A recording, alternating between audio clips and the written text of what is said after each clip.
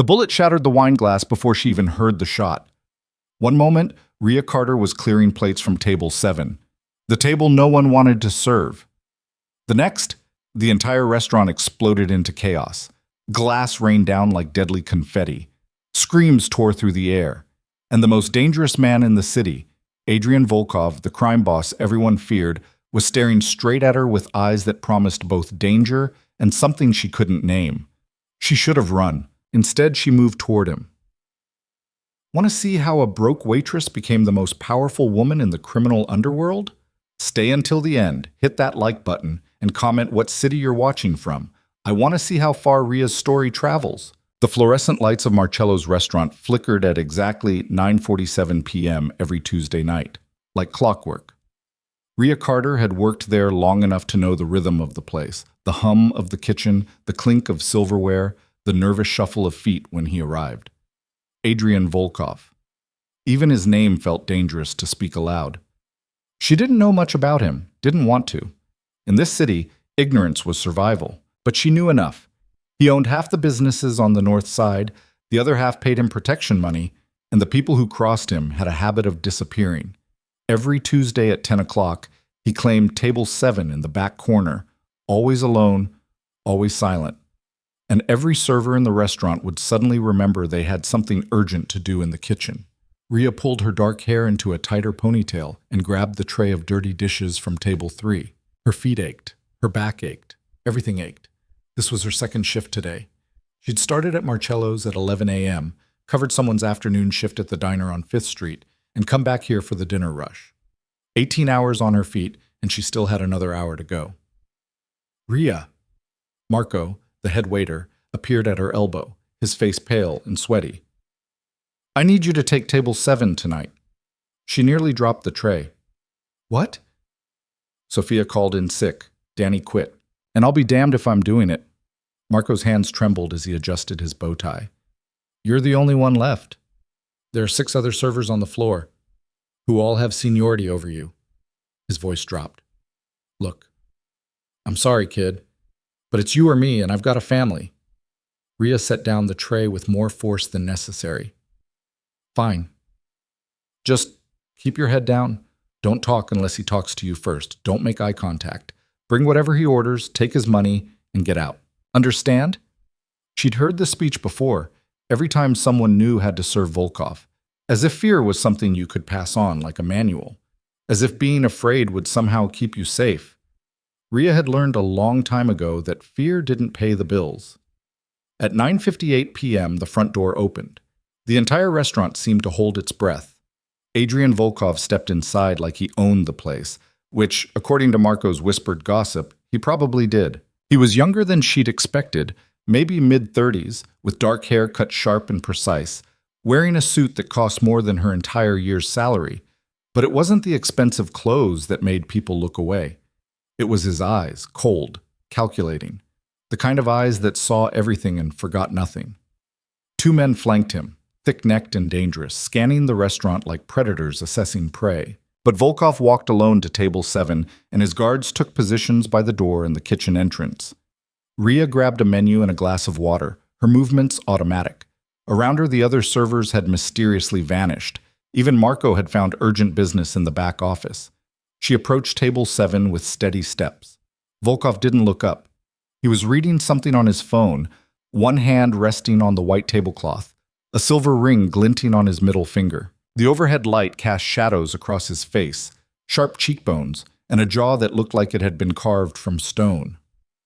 Rhea set down the water glass and menu. Good evening. Can I start you with whiskey? Neat. The Macallan 25 if Marco hasn't watered it down yet. His voice was smooth, almost pleasant. That somehow made it worse. Right away. She turned to leave, but his voice stopped her. And the salmon, however the chef recommends. Of course. She didn't bow, didn't shuffle backward, didn't avert her eyes the way everyone said you were supposed to. She just nodded once and walked to the bar. Behind the polished mahogany counter, Tom, the bartender, was already pouring the whiskey with shaking hands. Table 7? Yeah. Jesus, Rhea, I'm sorry. He slid the glass toward her. Wish it was anyone but you. It's fine. She picked up the whiskey, noting how the amber liquid caught the light. It's just a customer. That's not just a customer, Tom hissed. Last month, a guy bumped into his table and apologized. Volkov smiled, said no problem, even paid the guy's tab. 2 days later, they found him in the river. Maybe it was unrelated. They found him in the river wearing concrete shoes, Rhea. She carried the whiskey back to table 7, her expression neutral. Some part of her brain acknowledged the fear, the prickling awareness that she was approaching something dangerous, but it was buried under layers of exhaustion. Fear was a luxury she couldn't afford. Not when her brother Danny needed his medication. Not when the rent was due in 3 days. Not when survival meant clocking in, doing the work, and clocking out. She set the whiskey down without a word. This time Volkov looked up. Their eyes met, and for a moment something flickered across his face. Surprise, maybe, or curiosity. As if he'd expected her to flinch and was startled when she didn't. You're new, he said. I've worked here 8 months. Then why haven't I seen you? Because I'm usually assigned to sections 1 through 4. Table 7 isn't in my rotation. The corner of his mouth twitched. Not quite a smile, but close. And why are you here tonight? Everyone else was busy. She pulled out her order pad. Your salmon should be ready in about 20 minutes. Is there anything else you need? He studied her for a long moment, his gaze sharp and assessing. She got the distinct impression he was trying to figure something out, testing some invisible boundary. What's your name? Rhea Carter. Well, Rhea Carter, you're either very brave or very stupid. I'm broke, she said flatly, and broke doesn't leave much room for fear. But this time he did smile. A quick flash of white teeth that disappeared as fast as it came. Honest. I like that. The salmon will be out soon. She turned and walked away before he could say anything else. Back in the kitchen, Marco grabbed her arm. What did he say to you? He ordered salmon. That's it? He asked my name. Marco's face went even paler. Oh, shit, Rhea. Relax. She pulled free from his grip. I told him. He said I was honest. End of conversation. You don't understand. When Volkov takes an interest in someone, he's not interested. He's just a customer. She grabbed the next order ticket from the line. And I've got 6 other tables that actually tip. But as the minutes ticked by, she felt the weight of Volkov's gaze following her around the restaurant.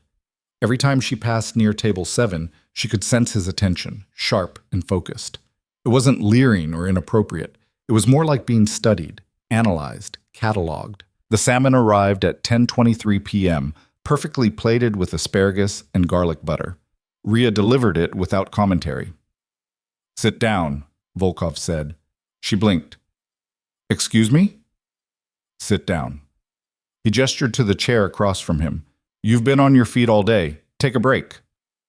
I'm working. I'm giving you permission. With respect, you're not my boss.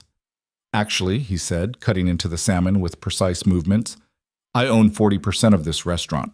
So technically, I am. Rhea's jaw tightened. Around them, the dining room had gone quiet. Not empty, but hushed, everyone pretending not to watch while absolutely watching. I have other tables, she said. They can wait. He took a bite, chewed thoughtfully, then nodded. The chef did well tonight. Tell him I said so. She didn't move. Volkov looked up again, and this time there was something almost amused in his expression. You're not going to sit, are you? No. Why not? Because I don't take orders from customers. I take their food orders and bring them what they ask for. That's the job. And if I make it part of my food order, sit down or I send back the salmon. Rhea's hands curled into fists at her sides. She could feel Marco's panicked stare burning into her back, could feel the entire restaurant holding its breath. Then I'll tell the chef you didn't like it, she said evenly, and bring you something else. For 3 long seconds, Volkov said nothing. Then he laughed, a genuine surprise sound that seemed to startle even him. All right, Rhea Carter, you win this round. He pulled out his wallet and extracted $500 bills, placing them on the table. For your trouble. She stared at the money. $500, more than she made in 2 weeks. The meal costs $48, she said. Consider the rest a tip. That's not a tip, that's a bribe. Bribe for what? I don't know yet. But when someone gives you money you didn't earn, they expect something in return. Volkov's smile faded. He studied her again, but this time his expression was different, sharper, more serious. You're right. I do expect something. Rhea's heart kicked against her ribs, but she kept her voice steady. What? Honesty. That's all. He pushed the money closer. Everyone in this city either fears me or wants something from me. You're the first person in years who's looked me in the eye and spoken to me like I'm just another customer. That's rare. And rare things have value. I'm not for sale. I'm not buying. He stood, buttoning his jacket. Keep the money, don't keep it. Your choice. But understand this. I respect people who stand their ground. Most people I meet are either predators or prey. You're something else. He walked past her, his guards falling into step behind him. At the door, he paused and looked back. See you next Tuesday, Rhea Carter. Then he was gone. The restaurant erupted into whispered chaos. Marco rushed over, his face a mask of horror and disbelief. What the hell was that? What did he say? Are you okay? Rhea picked up the $500 bills with trembling hands. I think I just had the weirdest conversation of my life. He laughed. I heard him laugh. I've worked here 6 years, and I've never heard Adrian Volkov laugh. He's just a man, Marco. No, the older waiter said quietly, his eyes dark with knowledge. He's not. And you need to be very, very careful. But Rhea folded the bills and tucked them into her apron, thinking about Danny's medication and the rent and the fact that $500 meant she could finally breathe for a week. She'd worry about the cost later. The following Tuesday, Rhea arrived for her shift at 5 p.m., hoping that Sophia would be back and she'd be assigned to her normal section. But when she checked the schedule, her name was written next to table 7 in Marco's careful handwriting. You've got to be kidding me, she muttered. Marco appeared at her shoulder, looking haggard. He called ahead, specifically requested you. He can request all he wants. Assign someone else. Rhea, Marco's voice dropped to a whisper. He owns this place. When Adrian Volkov requests something, it's not really a request. So I'm just supposed to be his personal waitress now? You're supposed to do your job and stay alive. Marco gripped her shoulder. Please, just be careful with him. At 10 p.m. exactly, Volkov arrived. Same suit, different tie. Same cold eyes, same dangerous grace. His guards took their positions, and he sat at table 7 like a king claiming a throne. Rhea brought him water and a menu without being asked. Good evening, she said, her tone professionally neutral. Welcome back. Hello, Rhea. He didn't look at the menu. I'll have the ribeye, medium rare, and tell the chef to skip the rosemary this time. It overpowered the meat last week. You ate here last week? I eat here every week. Always have. But you didn't order the ribeye last week. You ordered salmon. Volkov's eyes narrowed slightly, but there was approval in his gaze. You remember. It's my job to remember. Most servers forget their orders the moment they leave the table. I'm not most servers. She jotted down the order. Anything else? Sit with me. No. I'll pay you $1,000 for 10 minutes of conversation. Rhea's pen paused over the paper. $1,000. Danny needed new medication, the expensive kind insurance didn't cover. $1,000 would buy them 2 months of breathing room. Why? She asked. Because I'm curious about you. Curiosity is expensive. I can afford it. He leaned back in his chair, relaxed and confident. 10 minutes. You can say no to any question. You can leave whenever you want. But I'd like to know more about the woman who treats me like I'm human. There was something almost lonely in the way he said it. Something that made Rhea hesitate. 5 minutes, she said, and I'm keeping my apron on. This is still work. Fair enough. She pulled out the chair and sat, acutely aware of every eye in the restaurant watching them. Volkov signaled to one of his guards, who stepped forward. Clear the section, Volkov said quietly. Give us privacy. The guard nodded and began ushering other diners away from nearby tables, offering apologies and complimentary desserts. Within minutes, the back section of the restaurant was empty except for Rhea and the most dangerous man in the city. You didn't have to do that, Rhea said. Yes, I did. People eavesdrop. He folded his hands on the table. Tell me about yourself, Rhea Carter. What do you want to know? Why are you working double shifts? Marco mentioned you've been here almost 20 hours today. I need the money. For what? That's my business. He smiled faintly. Fair. Different question. Where did you grow up? South Side, near the docks. She watched his expression, but it remained neutral. My father worked in shipping until the industry collapsed. My mother cleaned houses. They're both gone now. I'm sorry. Don't be. It was a long time ago. She shifted in her chair. Why do you eat here every Tuesday? You said I could ask the questions. You said I could say no to any question. I'm asking one of my own. Volkov considered this, then nodded. Routine. Consistency. In my line of work, unpredictability gets you killed, so I build patterns, create rhythms. Same restaurant, same time, same table. It makes me an easy target, but it also makes me predictable in a way that keeps my enemies cautious. That's calculated. Everything I do is calculated. His gaze was steady, unflinching. Except sitting here talking to you. This is unexpected. You could stop? I could, but I don't want to. He tilted his head slightly. You're not afraid of me. Why? Rhea thought about lying, about giving him some polite answer that would end the conversation. But something about the way he looked at her, like he actually wanted the truth, made her honest. I'm too tired to be afraid, she said. Fear takes energy I don't have. And besides, you're either going to hurt me or you're not. Being scared won't change the outcome. You're wrong about that, Volkov said softly. Fear often changes the outcome. Scared people make mistakes. They run when they should stand still. They lie when they should speak truth. Then I guess I'm not scared enough. Or you're exactly scared enough. He paused. You have a brother. It wasn't a question. Rhea's spine straightened. How do you know that? I know everything that happens in this city. His expression remained calm, almost gentle. Danny Carter, age 19. Scholarship to State University, pre-med. Recently diagnosed with a chronic condition requiring expensive treatment. Ice flooded through Rhea's veins. Stay away from him. I have no interest in your brother, Rhea, but I understand now why you work yourself to exhaustion. He reached into his jacket, and every muscle in Rhea's body tensed, but he only pulled out a business card, sliding it across the table. If you ever need help, I don't need your help. Everyone needs help eventually. Not from you. She stood abruptly, the chair scraping against the floor. My 5 minutes are up. Rhea, your ribeye will be out in 20 minutes. She walked away before he could respond, her heart pounding so hard she thought it might crack her ribs. He knew about Danny. He knew about the medication, the bills, the scholarship. He knew everything, and that was more terrifying than any threat. The next 3 Tuesdays followed the same pattern. Volkov arrived at 10, requested her as his server.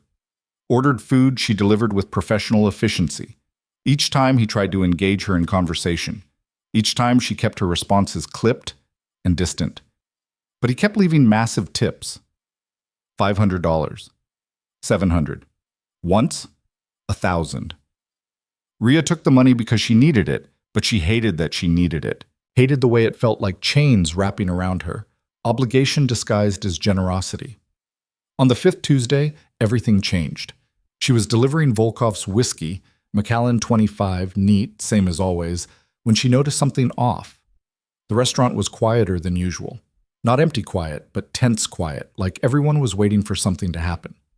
Volkov noticed it too. She could see the shift in his posture, the way his hand moved closer to his jacket, the subtle hand signal he gave to his guards. Rhea, he said quietly, go to the kitchen. Now. What's? The front window exploded inward. Glass erupted across the dining room like a glittering wave of knives. Screams tore through the air. Rhea stumbled backward, the whiskey glass shattering at her feet. Her ears rang from the blast, her vision blurring with shock. Through the chaos, she saw them, 3 men in black masks, guns raised, moving with military precision. One kicked through the door. Another vaulted through the broken window. The third covered the exit. Volkov's guards drew weapons, shouting commands. Customers dove under tables. Marco grabbed the phone behind the bar, frantically dialing 911. And Volkov stood slowly, his expression cold and focused, reaching for something inside his jacket. "Adrian Volkov!" one of the masked men shouted. "You're coming with us, or we start shooting civilians." Time seemed to slow down. Rhea saw it happening frame by frame. The gunman swinging his weapon toward Volkov. The guard on the left drawing his pistol too slowly. The second gunman aiming at the ceiling, ready to fire a warning shot. And Volkov, standing exposed in the middle of it all, a perfect target. Later, Rhea wouldn't remember making the decision. She would only remember moving. She threw herself forward, colliding with Volkov's chest with enough force to knock him sideways.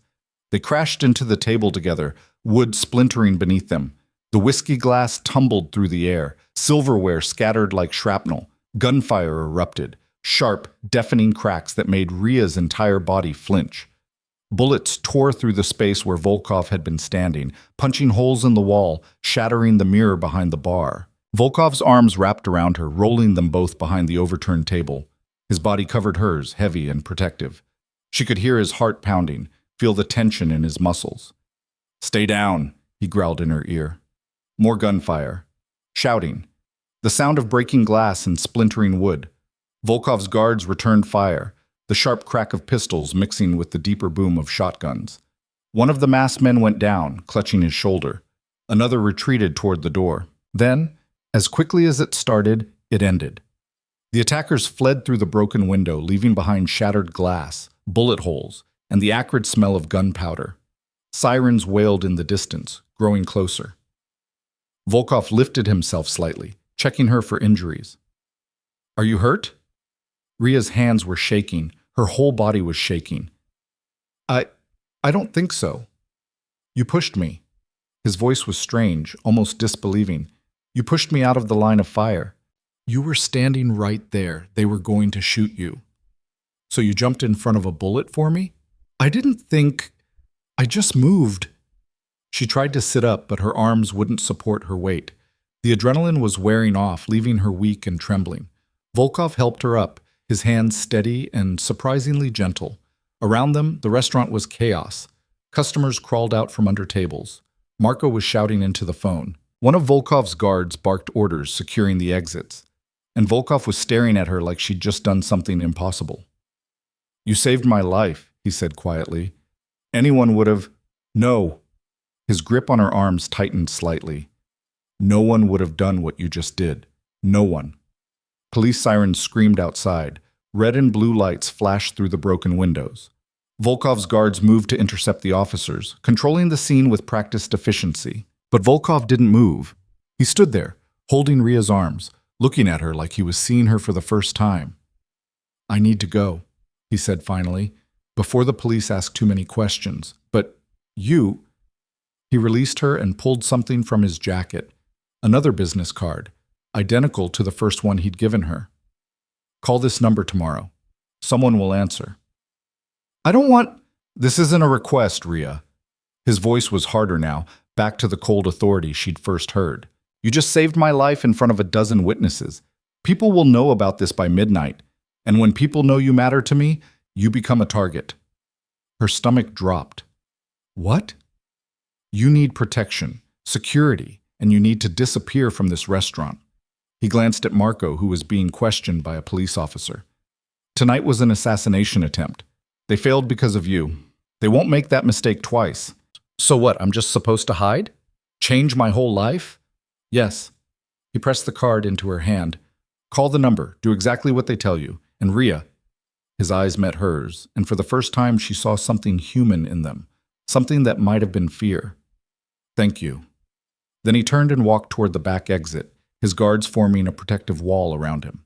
Within seconds, he was gone, vanished into the night like smoke. Rhea stood in the middle of the destroyed restaurant, her uniform covered in broken glass, her hands still trembling, the business card clutched in her fingers.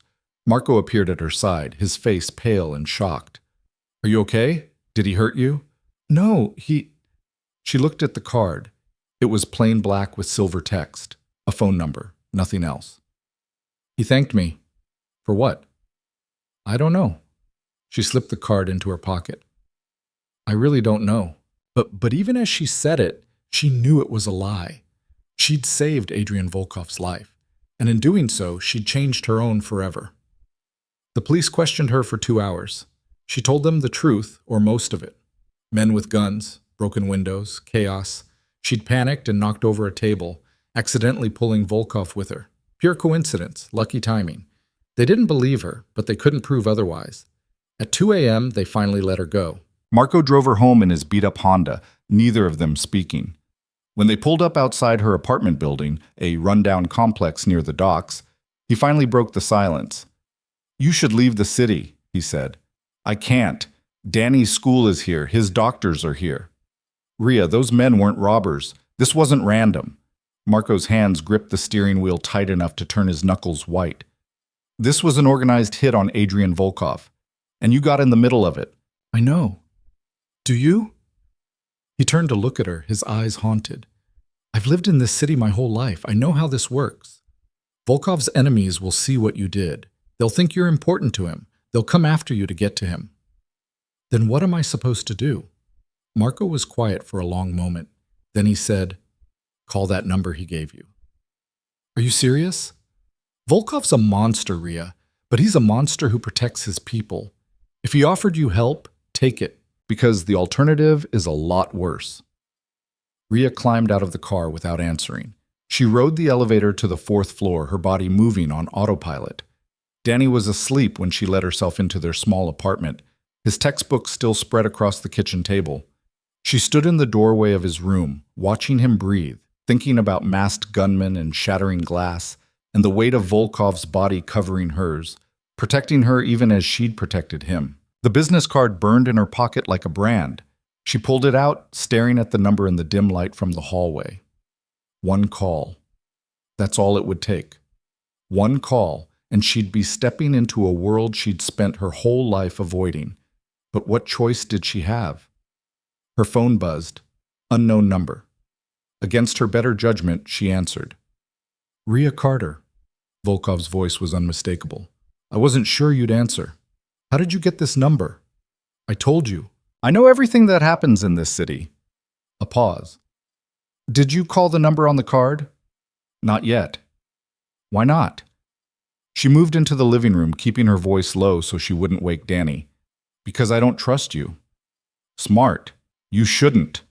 He sounded almost amused. "But you should trust your instincts, and your instincts are telling you that something is very wrong right now." "What do you want from me?" "I want to keep you alive." His tone shifted, becoming more serious. "Those men tonight, they were professionals, hired by my enemies to make a statement. They failed, but they saw you, they saw what you did, and by tomorrow morning every criminal organization in this city will know that Adrian Volkov has a new weakness." "I'm not your weakness. You became one the moment you pushed me out of that bullet's path." He exhaled slowly.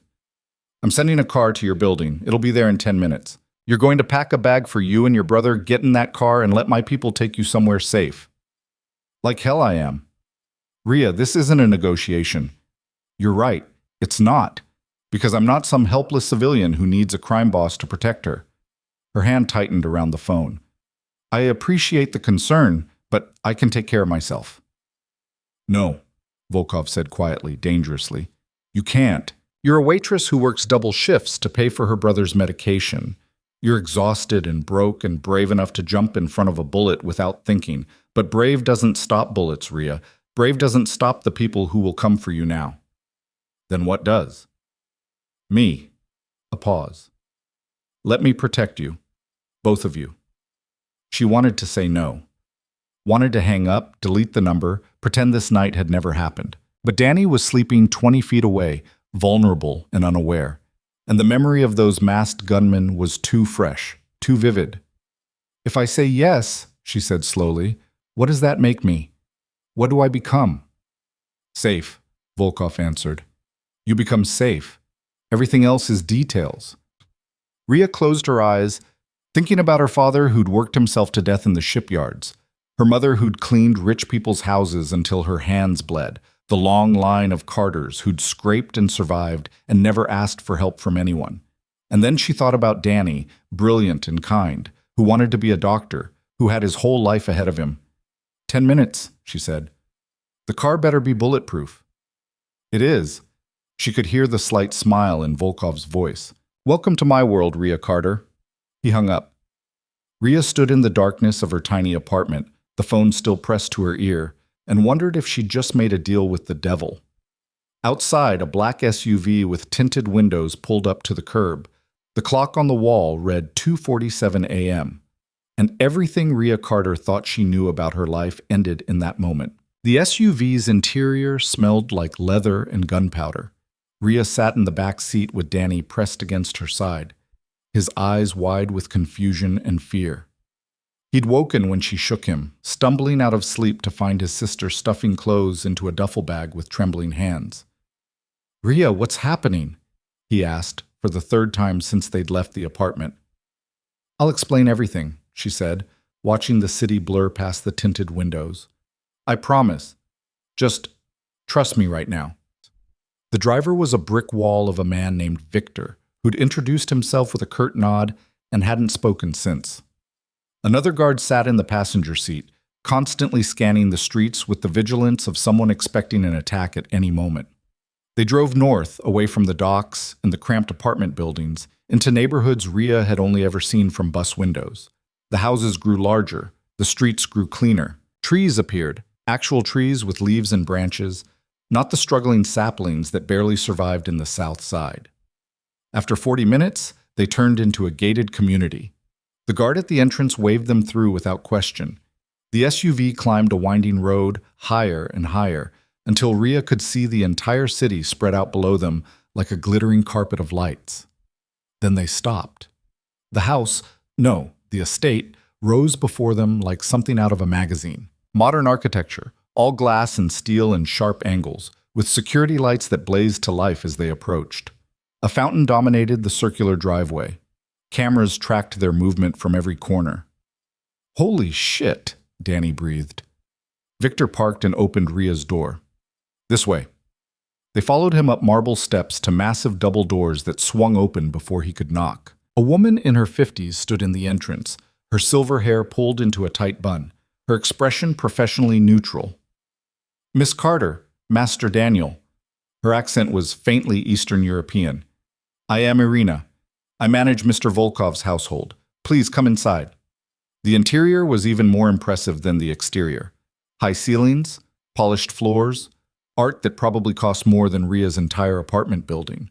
Everything was clean, expensive, and intimidating. Danny's hand found Rhea's squeezing tight. He was scared, she realized. Her brilliant, brave little brother was terrified. "It's okay," she whispered. "Is it?" he whispered back. "Because it really doesn't feel okay." Irina led them through a series of hallways to a wing of the house that felt slightly more lived in. She opened a door to reveal two connected bedrooms, each larger than their entire apartment. "You will stay here tonight," Irina said. "There are clothes in the closets, toiletries in the bathrooms. If you need anything, press the button on the nightstand. Someone will respond immediately." "Where's Volkov?" Rhea asked. "Mr. Volkov will speak with you in the morning. He suggested you both get some rest." Irina's expression softened slightly. "You have had a difficult night. Sleep. You are safe here." She left, closing the door with a soft click. Danny immediately crossed to the window, pulling back the curtain. "There are guards outside, like actual armed guards patrolling the grounds." "I know." "Rhea." He turned to face her, his young face pale and drawn. "What the hell did you get us into?" So she told him. Not everything. She left out the part about pushing Volkov out of the line of fire, made it sound more accidental than it was. But enough. The attack at the restaurant. The masked gunman. Volkov's warning about becoming a target. Danny listened without interrupting, his expression cycling through disbelief, fear, and finally, a kind of resigned understanding. "You saved a crime boss's life," he said when she finished. "I didn't mean to." "But you did." He sat on the edge of the bed, running his hands through his hair. "And now we're in his house, under his protection, which means we owe him." "We don't owe him anything." "Rhea, come on, you're smart. You know how this works." His eyes met hers, suddenly older than 19. "People like Adrian Volkov don't offer protection out of kindness. They do it because they want something in return." She wanted to argue, but the words stuck in her throat. Because Danny was right. Of course he was right. We'll figure it out, she said instead. Tomorrow. Right now you need sleep. You have class at 9. I'm not going to class. Yes, you are. Your scholarship can wait one day. He stood, moving to her side. I'm not leaving you alone in a crime boss's house, Rhea. Not happening. She wanted to protest, to insist that she could handle this herself. But the truth was, she was grateful, terrified, and grateful, and completely out of her depth. Okay, she said quietly. Okay. They barely slept. Rhea lay in the impossibly comfortable bed, staring at the ceiling, listening to the unfamiliar sounds of the estate. Footsteps in the hallway, the distant hum of security systems, the whisper of wind through expensive trees. At 6 a.m., she gave up and took a shower, letting the hot water wash away the residual fear and adrenaline. The bathroom was absurd, marble and chrome, with a shower that had more settings than her car. She found clothes in the closet like Irina had promised, designer labels, perfect sizes, as if someone had measured her while she slept. It was unsettling how prepared they were, how much they knew. At 7, there was a knock on the door.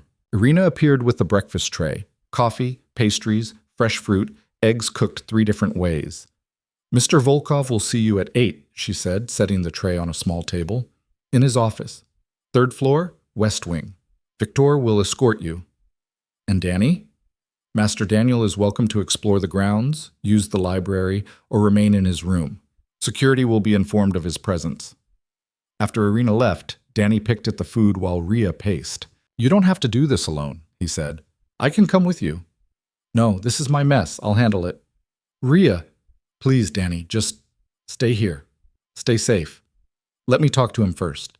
He looked like he wanted to argue, but finally nodded. If you're not back in an hour, I'm coming to find you. Deal. At precisely 8 o'clock, Victor appeared to escort her through the maze of hallways. They climbed a sweeping staircase to the 3rd floor, past more art and expensive furniture, and stopped outside a heavy wooden door. Victor knocked twice, then opened it. Miss Carter? Rhea stepped inside. The office was all dark wood and floor-to-ceiling windows overlooking the city. Bookshelves lined 2 walls, filled with leather-bound volumes that looked actually read, not just decorative. A massive desk dominated the center of the room, its surface clean except for a laptop and a single photograph in a silver frame. Adrian Volkov stood by the window, his back to her, wearing dark slacks and a white shirt with the sleeves rolled up. Without the suit jacket, he looked almost human. Almost. Close the door, he said without turning around. She did. The click of the latch loud in the quiet room. He turned then, and in the morning light she could see the signs of a sleepless night. Shadows under his eyes, tension in his shoulders, a tightness around his mouth. How did you sleep? He asked. I didn't. Neither did I. He moved to the desk, leaning against it with his arms crossed. I've been thinking about what you did, trying to understand it. There's nothing to understand. I reacted. That's all. No one just reacts by throwing themselves in front of a bullet. His eyes searched her face. People freeze. They run. They duck for cover. They don't charge toward danger to save someone they barely know. Maybe I'm stupid. You're not stupid, Rhea. You're reckless. There's a difference. He pushed off the desk, moving closer. Do you understand what you've done? What it means? You keep saying that, what it means. But you never actually explain. It means, he said quietly, that you've painted a target on your back. Every enemy I have, and I have many, will now see you as leverage. As a weakness they can exploit. They will come for you. Not today, maybe not tomorrow, but soon. And when they do, they won't be gentle. Rhea's jaw tightened. Then I'll leave the city, take Danny somewhere safe. There is nowhere safe, not from the kind of people who want me dead. He was close enough now that she could smell his cologne, something expensive and subtle. They have resources, connections, reach. You could run to the other side of the country and they would still find you. So what? I'm just trapped here? A prisoner in your house? Not a prisoner. He paused, seeming to choose his words carefully. An employee. She blinked. What? I'm offering you a job, Rhea. Work for me. Let me pay you properly, not table scraps and tips. I need someone I can trust, someone who isn't afraid to speak truth to power, someone who proved last night that they're willing to put themselves on the line. Doing what? Managing things. My legitimate businesses need oversight. Restaurants, clubs, real estate. I need someone with fresh eyes, someone smart enough to see problems before they become disasters. He watched her reaction carefully. You'd be well compensated, housing included. Medical insurance for you and your brother, his medication, his tuition, all covered. It was a golden cage, wrapped in silk and locked with benefits. And if I say no, she asked, then I'll still protect you, still keep you safe. But you'll be dependent on my charity instead of earning your own way. His expression was unreadable. I'm guessing you hate charity. He was right. She did hate it. Hated feeling like she owed anyone anything. What's the catch? She asked. Because there's always a catch. The catch is that you'll see things, know things, be part of a world that most people only read about in newspapers. He moved back to the window, hands in his pockets. And once you're in, truly in, there's no going back. You'll be compromised, complicit. No matter how legitimate the work I give you, you'll know what else I do, what I really am. I already know what you are. Do you? He glanced back at her. You know I'm dangerous. You know people fear me. But do you know why? Do you know what I've done to build this empire? The bodies I've buried, the lives I've destroyed, the moral lines I've crossed without hesitation? No, she admitted, and I'm not sure I want to. Then walk away, right now. I'll still keep you protected, still make sure you're safe. But you'll be on the outside, always wondering, always dependent. Rhea thought about Danny's medication bottles lined up on their bathroom counter, about the scholarship that covered tuition but not living expenses, about the endless cycle of double shifts and exhaustion and barely scraping by. She thought about the business card in her pocket, about the moment she'd thrown herself at Volkov without thinking, driven by instinct and adrenaline and something she couldn't quite name. If I do this, she said slowly, I have conditions. Volkov raised an eyebrow. You're negotiating? You said you respected people who stand their ground. Was that a lie? A small smile touched his lips. No, it wasn't. What are your conditions? Danny stays out of this, completely. He goes to school, lives his life, never gets touched by whatever you do. He's off limits, non-negotiable. Agreed. I want my own space, not here, somewhere separate. I'll arrange an apartment, secure building, top floor unit, full security. And I want honesty. If something is illegal, if something crosses a line, I want to know. Don't hide it from me and claim ignorance later. Volkov was quiet for a long moment, studying her with that intense, calculating gaze. You understand what you're asking? Most people in this business survive by not knowing too much, by maintaining plausible deniability. I'm not most people. No, he agreed softly. You're really not. He extended his hand. Do we have a deal, Rhea Carter? She looked at his hand, strong, scarred, the hand of someone who'd built an empire through force and will. Taking it would change everything, would pull her into a world she'd spent her whole life avoiding. But staying on the outside meant staying powerless. And Rhea was tired of being powerless. She shook his hand. We have a deal. His grip was firm, warm. Welcome to the team. We start immediately. The next week was a blur of information and adjustment. Volkov was true to his word. He set her up in a penthouse apartment downtown, all steel and glass with a view that took her breath away. Security was constant but unobtrusive. Cameras, guards, protocols she had to memorize. Danny moved into the second bedroom, still suspicious but gradually accepting their new reality. His medication arrived in neat monthly supplies. His tuition was paid in full. He even got a new laptop to replace the ancient one that barely functioned. This is insane, he said on their third night, standing on the balcony overlooking the city. A week ago, we were eating ramen for dinner. Now we have a chef. We don't have a chef, Rhea corrected. We have access to meal delivery from Volkov's restaurants. Same thing. He turned to her, his expression serious. Are you sure about this? Really sure? No, she admitted. But what choice do we have? We always have choices. Do we? Because from where I'm standing, the choices were struggle and fail slowly or accept help and survive. She leaned against the railing. I chose survival. At what cost? That was the question that kept her awake at night. What would this deal eventually cost her? Volkov started her with the restaurants, 5 establishments scattered across the city, all legitimate businesses on the surface. Her job was simple: review operations, identify inefficiencies, make improvements. But even in the legitimate businesses, she could see the shadow of his other empire, the way certain shipments weren't logged, the cash payments that disappeared from the books, the employees who worked but didn't officially exist. She didn't ask about them, not yet. Instead, she focused on what she could control. She reorganized inventory systems, negotiated better supplier contracts, implemented new training protocols for staff. She was good at it, better than she expected. Years of working multiple jobs had taught her efficiency, and her experience at Marcello's gave her insights the previous managers had missed. Volkov noticed. He started giving her more responsibility.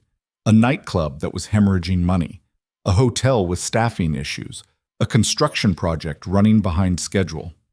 She fixed them all.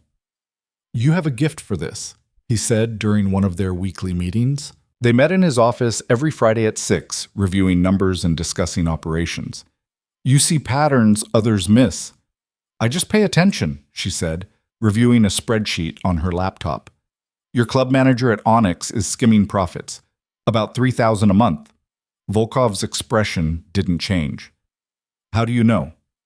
The inventory numbers don't match the sales reports. Someone's moving bottles off the books. She turned the laptop toward him, showing her calculations. Either he's stealing or he's selling to someone who's not reporting income. Which do you think it is? Stealing. The pattern is too consistent to be shared with someone else. He's taking a little bit every week, not enough to trigger automatic flags, but enough to add up. Volkov made a note on his phone. I'll handle it. How? He looked up at her, and something cold flickered in his eyes. Do you really want to know? She thought about her conditions, about wanting honesty. Yes, I'll have a conversation with him, give him a choice, return what he stole and leave the city, or face consequences that are considerably less pleasant. His tone was matter-of-fact, like he was discussing the weather. Most people choose to leave, and if he doesn't, then Victor pays him a visit, and the problem solves itself. Rhea's stomach turned, but she kept her expression neutral. That's not legal. No, it's not. You wanted honesty, Rhea. This is what honesty looks like in my world. He closed his laptop. Does it change things? Knowing what happens when people cross me? She wanted to say yes. Wanted to be horrified, to walk away from this deal before she got in any deeper, but the truth was more complicated. I don't know, she said finally. Ask me again in a month. Something that might have been respect crossed his face. Fair enough. 3 weeks into her new role, Rhea was working late in the small office Volkov had given her, a converted study in the east wing of his estate, when Victor appeared in the doorway. Miss Carter, there's a situation. She looked up from her computer. What kind of situation? The kind where Mr. Volkov needs you, now. Her heart kicked against her ribs. Is he hurt? No, but you should come. She followed Victor through the house to Volkov's private quarters, a section she'd never entered before. He knocked once, then opened the door to what looked like a control room. Multiple monitors showing security feeds, maps, data streams. Volkov stood in the center, phone pressed to his ear, his expression darker than she'd ever seen it.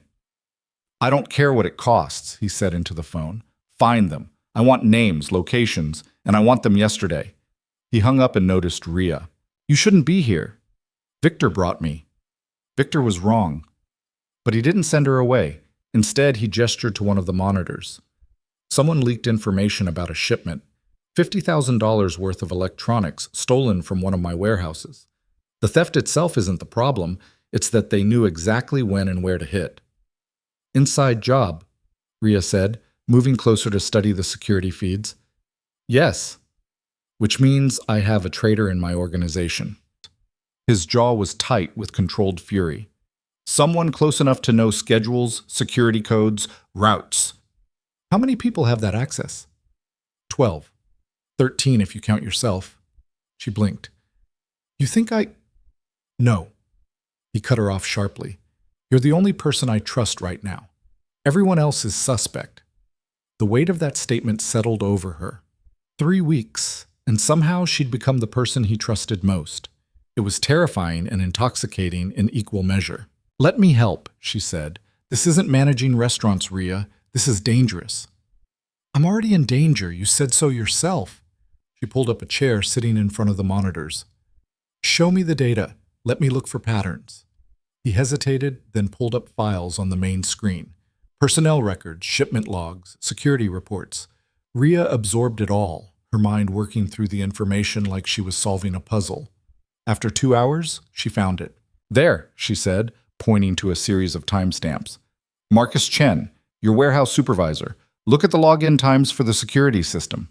He's accessing it at odd hours, 2 a.m., 4 a.m., but only on nights when there's no scheduled shipment. He could be checking on things, except he never does that for actual shipment nights, only the quiet nights. She pulled up more data. And look at his financial records. 3 large cash deposits in the last 2 months, each right after one of these odd-hour logins. Volkov leaned over her shoulder, studying the screen. She could feel the heat of him, the tension radiating off his body. He's selling information, Volkov said quietly, telling rivals when we're vulnerable, when our security is lightest. That's my guess. He straightened, pulling out his phone. Victor, bring Marcus Chen to the estate, now. I don't care if he's sleeping. Bring him. He hung up and looked at Rhea, something fierce and approving in his gaze. You found him. In 2 hours, you found what my security team couldn't find in 3 days. I just looked at the numbers. You saw the pattern, the truth hidden in the data. He moved to pour himself a drink from the bar in the corner. That's a rare skill, Rhea. Dangerous and rare. What happens now? Now I have a conversation with Marcus Chen, and you go back to your apartment and forget this happened. No. He turned, whiskey glass in hand. Excuse me? You said I'm the only person you trust, that I'm not a suspect, so I'm not leaving. She stood facing him across the room. I found the traitor. I deserve to see how this ends. Rhea, what I'm going to do to him, I know. I'm not naive. Her voice was steady, even though her heart was racing. You're going to hurt him, maybe kill him, and I should be horrified, should want to run away and pretend I don't know. But I can't keep existing in this half-state, working for you but pretending I don't know what you really do. Volkov was very still. If you see this, you can't unsee it. You'll be complicit. An accessory. Then make me complicit. Stop trying to protect me from the truth. For a long moment, they stared at each other. Then Volkov downed his whiskey in one swallow and set the glass down with a sharp click. All right, he said, but you stay in this room. You watch on the monitors. You don't come downstairs, you don't interfere. You don't try to stop what happens. Understood? Understood. 30 minutes later, Victor returned with Marcus Chen, a balding man in his 40s, confused and frightened, still in his pajamas. They brought him to the basement level, a space Rhea had never seen on any tour of the estate. The monitor showed a bare concrete room with a single chair in the center, no windows, one door, nothing else. They put Marcus in the chair. Volkov entered, still in his dress shirt and slacks, looking calm and controlled. Rhea turned up the audio feed. Marcus, Volkov said pleasantly, thank you for coming. Mr. Volkov, I don't understand. It's 4 a.m. What's this about? I think you know what this is about? Volkov circled the chair slowly. You've been selling information to my competitors. Warehouse schedules, security protocols, shipment details. Marcus's face went white. I would never. Don't lie to me. I have the proof. Bank deposits matching exactly with the dates you accessed our systems at unusual hours. Communications traced to known rivals. Volkov stopped in front of him. The evidence is overwhelming. It was just a few times. They approached me, offered money. My daughter needs surgery. I couldn't afford. I don't care about your reasons. Volkov's voice was cold, flat. You betrayed me. Compromised operations that put dozens of my people at risk. Because of you, we lost $50,000 in credibility with our suppliers. Please, Mr. Volkov, I'm sorry. I'll pay it back. I'll do anything. You're right. You will. What happened next made Rhea's stomach turn. Volkov didn't raise his voice, didn't lose control.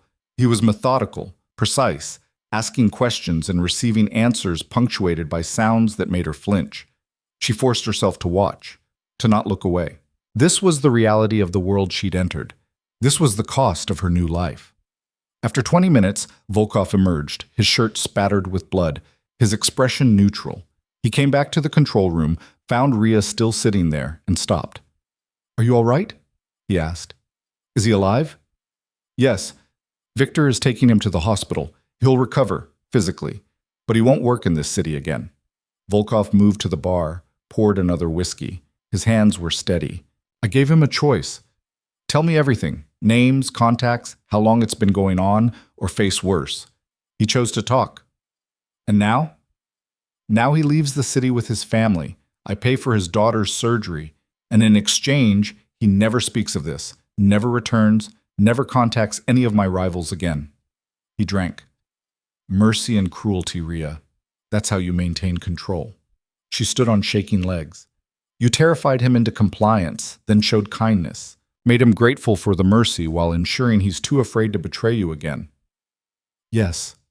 He watched her carefully. "Does that change things?" She thought about it. Really thought about it. The violence had been calculated, purposeful, not sadistic. And Volkov had ultimately spared the man's life, even helped his family. It was monstrous. It was effective. And it was exactly what he'd promised her. Honesty about who he was and what he did. "I don't know yet," she said finally, "but I'm still here." Something shifted in Volkov's expression. Surprise, maybe, or respect. "You should go home. Get some sleep." "So should you." "I don't sleep well anymore." He set down the glass. "Too many enemies. Too many people who want me dead." "Like the ones who attacked Marcello's?" "Exactly like them." He was quiet for a moment. "That's why I need people I can trust, Rhea. People who can see the truth and not run from it. You passed a test tonight that most people would have failed." "What test?" "The test of seeing who I really am and still choosing to stay." She moved toward the door, then paused. "For what it's worth, I think there's more to you than this, than the violence and control." "What makes you think that?" "Because you're still trying to protect me, even from yourself." She looked back at him. A true monster wouldn't care. She left before he could respond, but she felt his eyes on her all the way down the hall. The next morning, she found an envelope on her desk. Inside was a new contract, doubling her salary and adding a clause that made her assistant director of operations for all Volkov's legitimate holdings. At the bottom, in Volkov's precise handwriting, was a single line. "You earned this. A.V." Rhea sat in her office, the contract in her hands, and realized she'd crossed a line she could never uncross. She wasn't just working for Adrian Volkov anymore. She was becoming part of his world. And the terrifying thing was, she wasn't sure she wanted to leave. 6 months into her new role, Rhea had reorganized 3 failing businesses, identified 2 more information leaks, and somehow became the person Adrian Volkov consulted before making major decisions. She sat in on meetings with lawyers, accountants, and men whose faces she'd seen on wanted posters. She reviewed contracts for legitimate real estate deals and looked the other way when shipments arrived at odd hours with no paperwork. The line between right and wrong had become so blurred she could barely see it anymore. Danny noticed the change in her. They had dinner together most nights. She insisted on it, clinging to that small piece of normalcy, and he'd watch her with worried eyes as she pushed food around her plate, her mind elsewhere. "You're different," he said one evening, 3 weeks before everything fell apart. "I'm tired," she replied, which was true, but not the whole truth. "No, it's more than that. You're harder now, colder." He set down his fork. "Last week I asked you about that news story, the warehouse fire on the north side. And you didn't even react. 3 people died, Rhea." "I know. It was one of Volkov's warehouses, and you knew about it before it hit the news, didn't you?" She met his eyes, saw the fear and disappointment there. "Yes." "Was it him? Did he—" "No. It was a rival organization sending a message." She picked up her wine glass, took a long drink. "Adrian lost $1 million in inventory and 2 employees. The 3rd victim was a firefighter." "Adrian?" Danny's eyebrows rose. "You call him Adrian now?" She hadn't even noticed she'd done it. Somewhere along the way, Volkov had become Adrian in her mind. Not the terrifying crime boss, not the man who broke people in basement rooms. Just Adrian, who drank his coffee black and worked 18-hour days, and sometimes looked at her like she was the only real thing in his artificial world. "It's his name," she said defensively. "It's what people who are close to him call him." Danny stood, carrying his plate to the sink. "I'm worried about you. You're in too deep." "I'm fine." "Are you? Because from where I'm standing, you're working for a criminal, covering up crimes, and starting to talk like violence is just the cost of doing business." "It is the cost," she snapped, then immediately regretted it. "Danny, I'm sorry. You just what? You like it there? You like being part of his world?" The question hung in the air between them, sharp and accusatory. Rhea wanted to deny it, to say she was only doing this for the money, for Danny's medication, for their survival. But that would be a lie. The truth was more complicated. She did like the work, the challenge of it, the way her brain came alive solving problems that others couldn't crack. She liked being good at something, being valued, being more than just another exhausted waitress grinding through double shifts. And she liked Adrian, which was the most terrifying truth of all. "I'm keeping us safe," she said finally. "That's all that matters." Danny looked at her for a long moment, then shook his head. "I hope you're right." He went to his room, and Rhea sat alone at the table, staring at her reflection in the dark window. The woman looking back at her wore expensive clothes and carried herself with confidence she'd never had before. She barely recognized herself. 2 days later, Adrian summoned her to the estate for an emergency meeting. She arrived at 10 p.m. to find his office crowded with people: Victor, Irina, 3 men she didn't recognize, and Adrian himself standing by the window with his phone pressed to his ear. "I don't care what you have to do," he said into the phone. "Find the leak and plug it, permanently." He hung up and turned to the room. "We have a problem. Someone inside this organization has been feeding information to the Kozlov family for the past 3 months." The Kozlovs. Rhea had heard the name whispered in meetings, always with fear and respect. They controlled the eastern part of the city, ran operations that made Adrian's empire look tame by comparison. "How do you know?" Victor asked. "Because they hit 3 of our operations this week. Different locations, different products, but all of them places only someone with high-level access would know about." Adrian's expression was carved from ice. "Someone in this room, or someone close to us, is a traitor." Everyone started talking at once, denying involvement, pointing fingers. Rhea stayed quiet, her mind already working through possibilities. Adrian's eyes found hers across the room. "Rhea, your thoughts?" All conversation stopped. Everyone turned to look at her, the newest member of the inner circle, the outsider who'd somehow become essential. "Show me the operations that were hit," she said. "Dates, times, what was taken." Adrian pulled up a digital file on the large screen behind his desk. 3 incidents: a shipment of pharmaceuticals stolen from a delivery truck, a cash deposit intercepted between 2 of his clubs, and sensitive documents taken from a lawyer's office. Rhea studied the information, looking for patterns. Who knew about all 3 of these operations? "Everyone in this room," one of the men said. "And their direct reports. That's at least 30 people." She moved closer to the screen. "But look at the timing. The truck was hit exactly 20 minutes after it left the warehouse. The cash deposit was intercepted during a 15-minute window between clubs. The documents were taken while the lawyer was at lunch." "So?"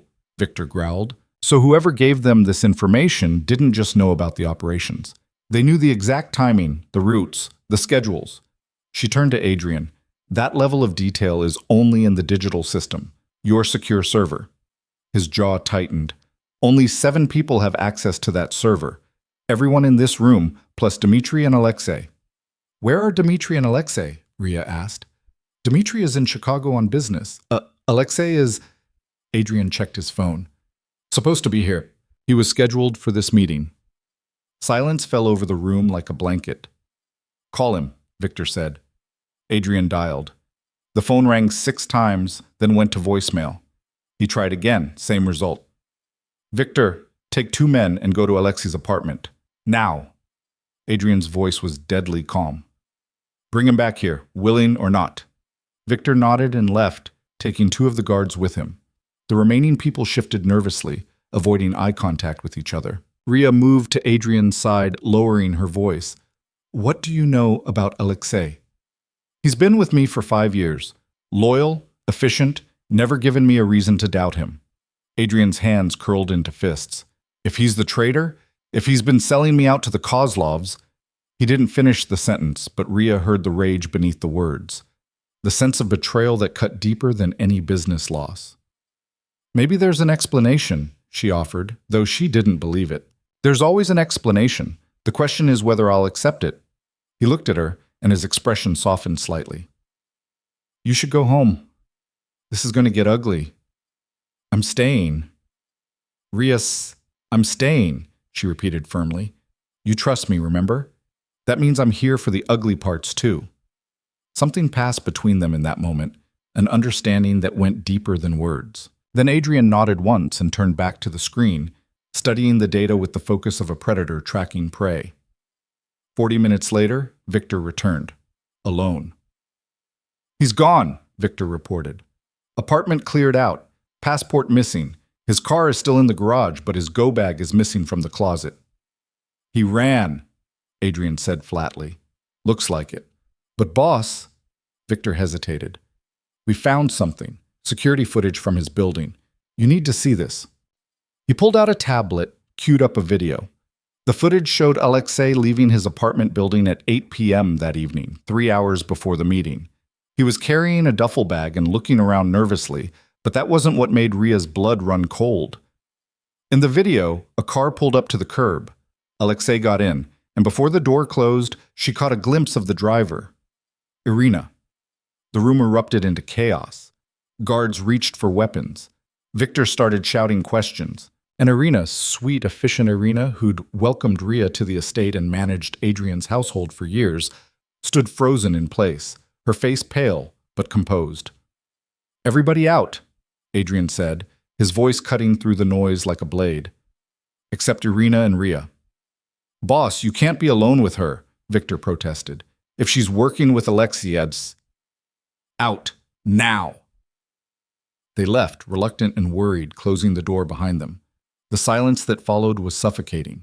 Adrian stood perfectly still, watching Irina with eyes that promised violence. How long? 6 months, Irina said quietly. Her accent was thicker now, fear making her voice shake. They approached me 6 months ago. Said they would kill my daughter if I didn't help them. You have no daughter. I do, in Russia. She's 15.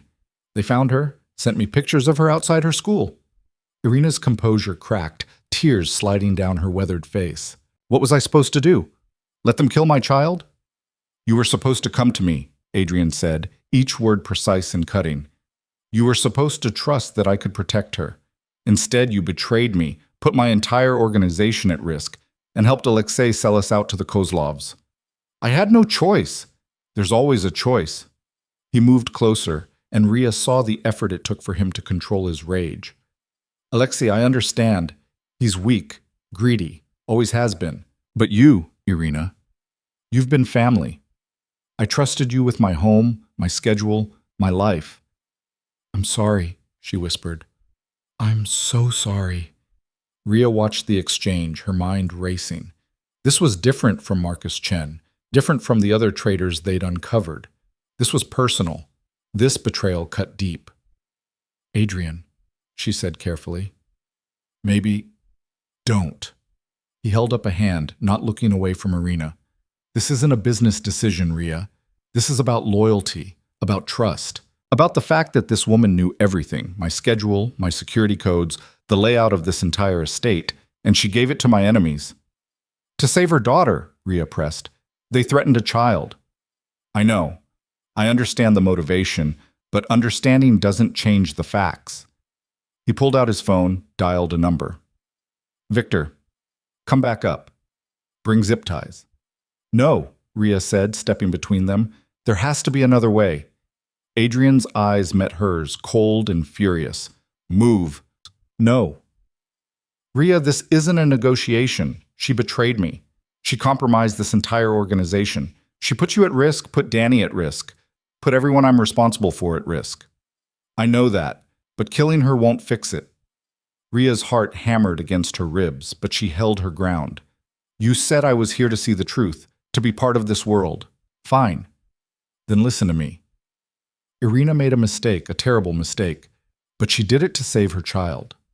That's not greed or ambition. That's fear. Fear doesn't excuse betrayal. No, it doesn't. But it explains it.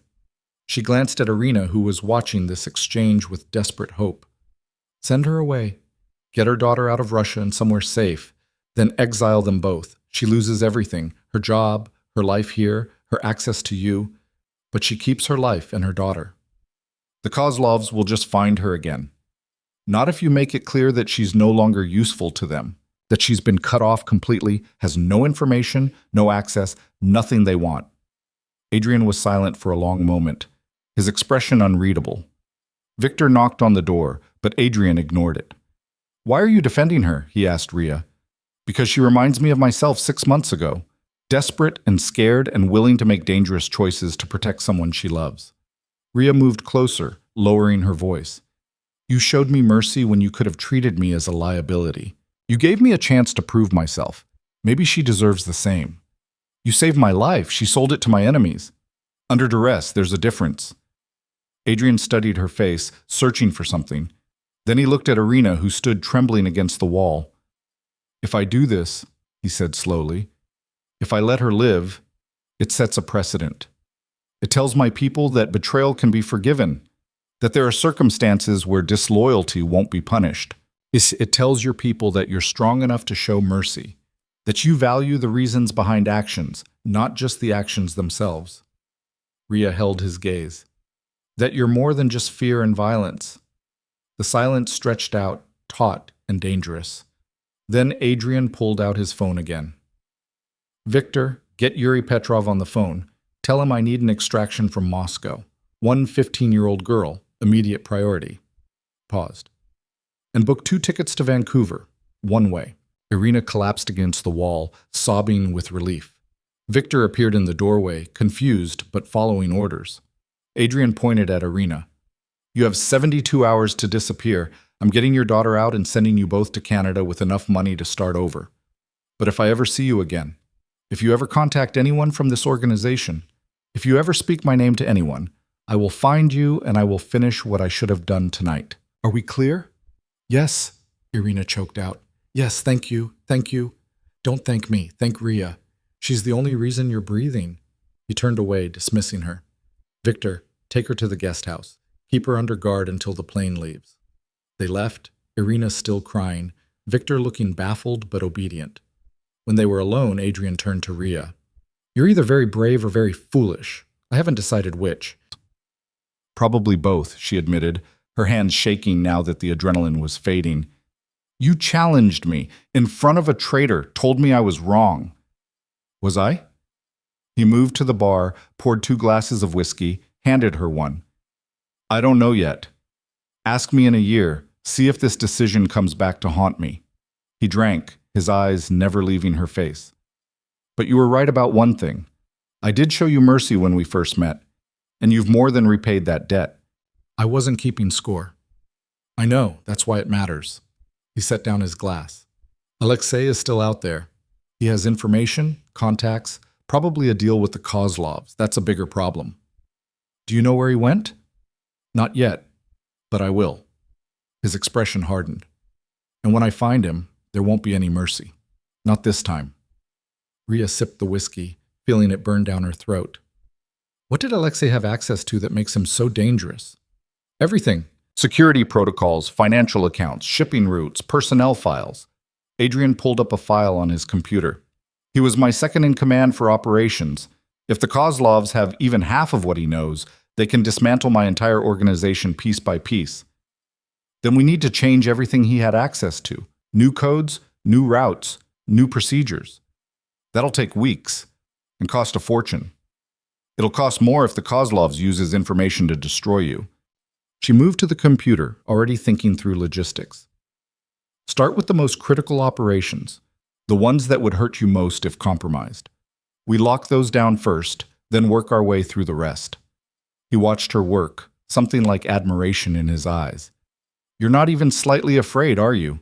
Most people would be running for the door right now. Most people didn't grow up the way I did. She pulled up a spreadsheet, started making notes.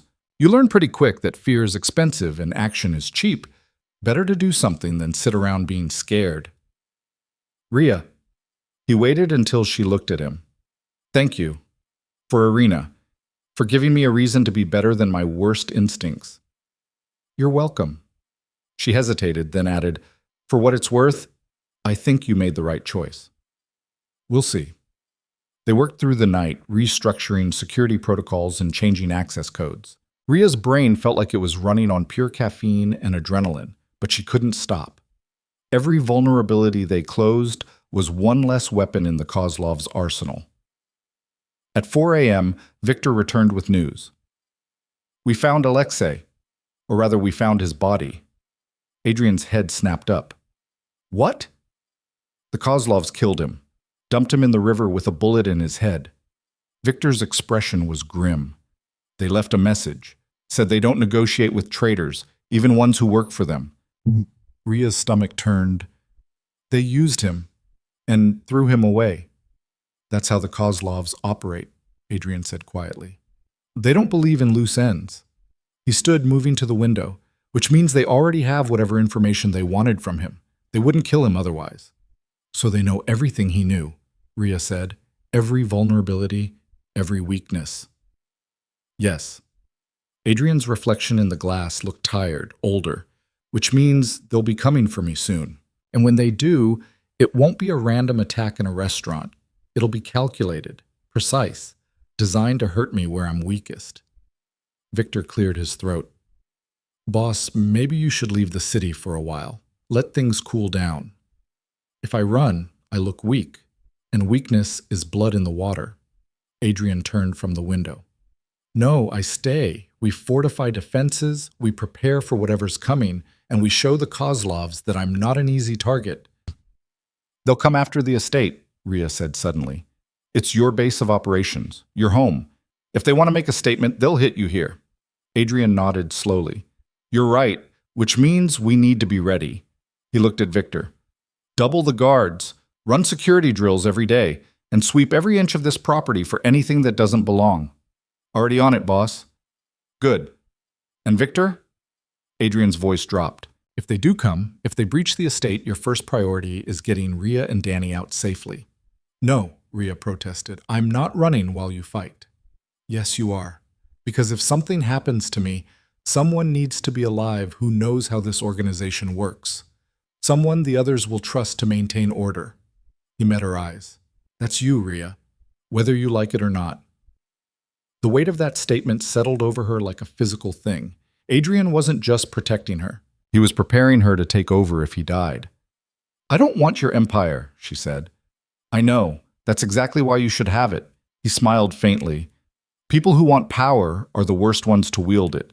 But people who take it out of necessity, who understand its cost, they're the ones who use it wisely. Before Rhea could respond, alarms started blaring throughout the estate. Red lights flashed. Victor's radio erupted with panicked voices. Breach at the east gate! Someone shouted through the static. Multiple hostiles, armed, and gunfire erupted in the background, cutting off the transmission. Adrian's expression went cold and focused. They're here. Victor, Protocol 7, now. Victor ran from the room, shouting into his radio. Adrian moved to a panel on the wall, pressed his palm against it. A section of the bookshelf swung open, revealing an arsenal of weapons. Take this. He handed Rhea a handgun. Safety's here, point and pull. Don't hesitate if you need to use it. Her hands trembled as she took the weapon. I've never shot a gun before. Then let's hope you don't have to start tonight. He grabbed a rifle, checked the magazine with practiced efficiency. Stay behind me. We're going to the safe room in the basement. What about Danny? Already there. I sent Victor to get him 20 minutes ago, as soon as I knew something was wrong.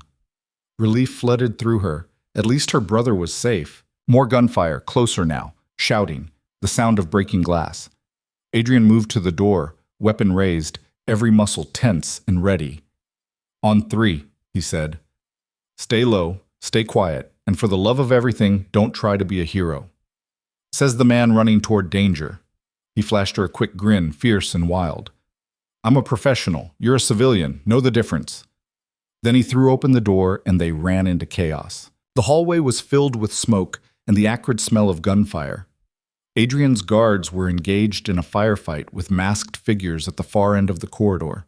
Bullets tore through expensive paintings and shattered antique vases. Adrian fired 3 precise shots, and 2 of the attackers went down. He moved like he'd been born for this, every action fluid and controlled.